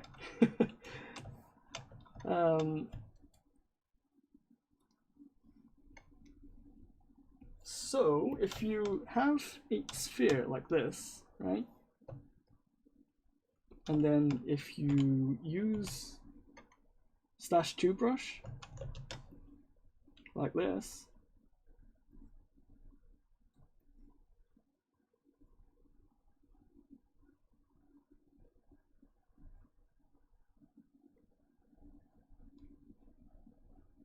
like drawing triangles.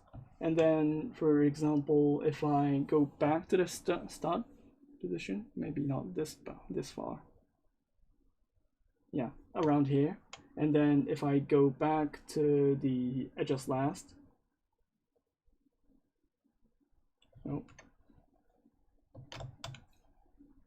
oh, I didn't really mark it. Okay,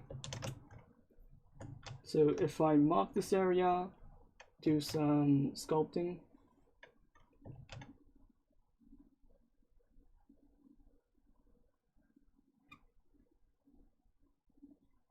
Sculpting like this. And then if I want to adjust this a bit more, I can go to stroke and then adjust last. Oh, let me move this. Adjust last. Oh. Preference. Enable customize. Adjust last over here. And then if I move this, you can see this moving. And then I'm not really good at this, but like you can make a rose or some flower out of this by just repeating and then refining as you go along.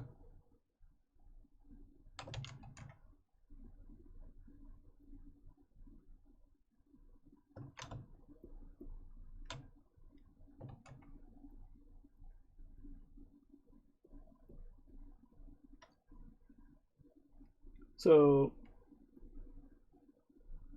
one thing to take away from the stream, /2brush is a hidden gem in Lightbox. Everybody should abuse this shit and like have fun with it.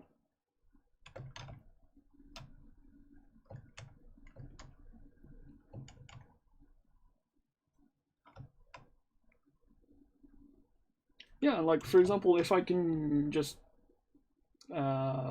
remove the bottom portion and then insert it as a brooch.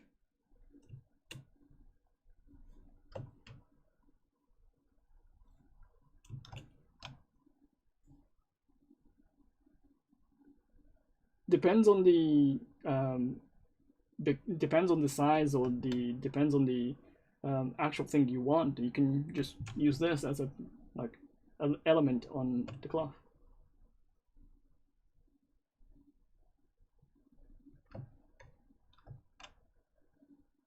Also, another way is using deformation and then using contrast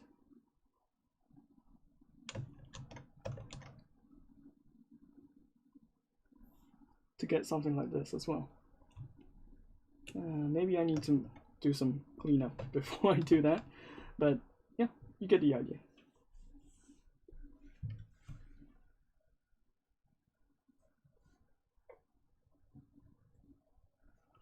Yeah, I'm surprised /2 is not really used that much compared to like the usual brush that everybody use, like clay buildup, clay brush, dam standard, and stuff like that. /2 is really experimental brush that you can use for everyday use, and then experiment on what kind of like design you want.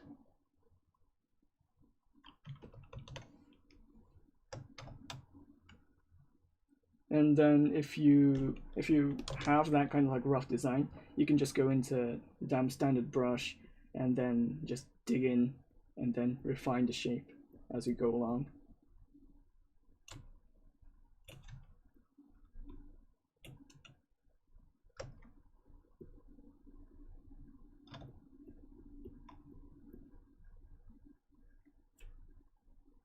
So in minutes you can have something like a rose or something like a flower that's on the character.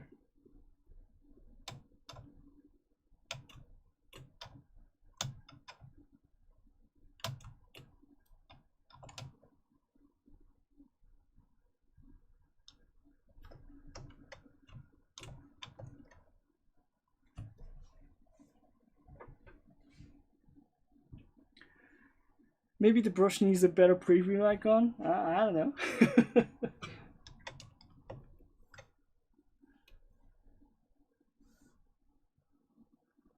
Yeah, maybe. Yeah, I get it.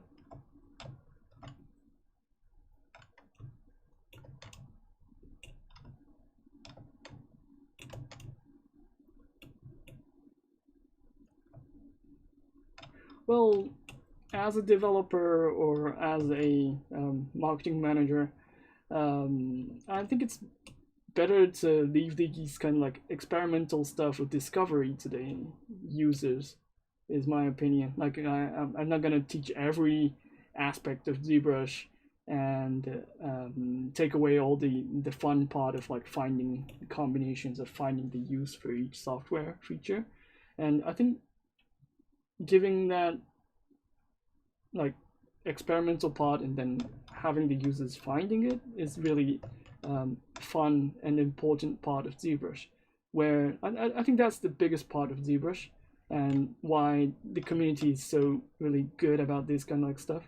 It's really fun for the community to find and then talk about it in their way or in their sculpt, and then show that to other artists they may not know about that stuff, and then talk about it. That's really unique. Especially it's like very unique in ZBrush because it's really visually attractive, visually like speaking to the artist. Like if the artist wants a stuff and then the other artists can provide that stuff specifically, they'll be really happy about talking about stuff. So I think that's really fun about ZBrush.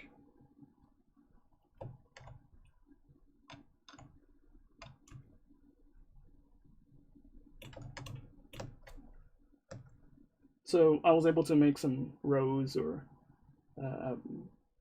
what do you call those, pedestals? Petals? Rows? I don't know. Stuff in a couple of minutes. So yeah. Looks good, right? And then you can use this as a alpha, you can use this as a insert mesh brush, you can duplicate and then just insert them all over the place. You can do those kind of like stuff. It's fun. It's part of experimenting.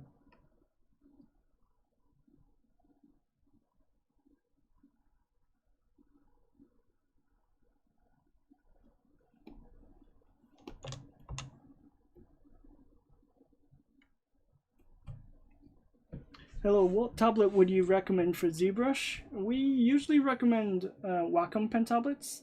The cheap ones are fine, and if you're really into the software, I think it's better to get a more decent one.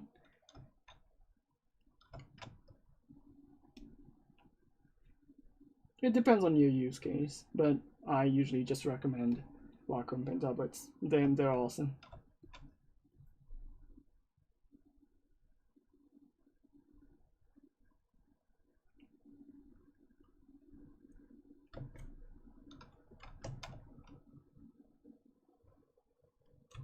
Okay, so my time is over, and say hi to Derek for the next stream, I guess.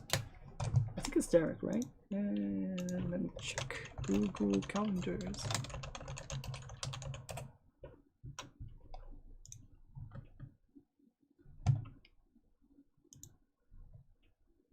Yeah, Derek, yeah. Thanks for the schedule, yeah. So say hi to Derek, and I'll be ending my stream here. Yeah, looks good, right?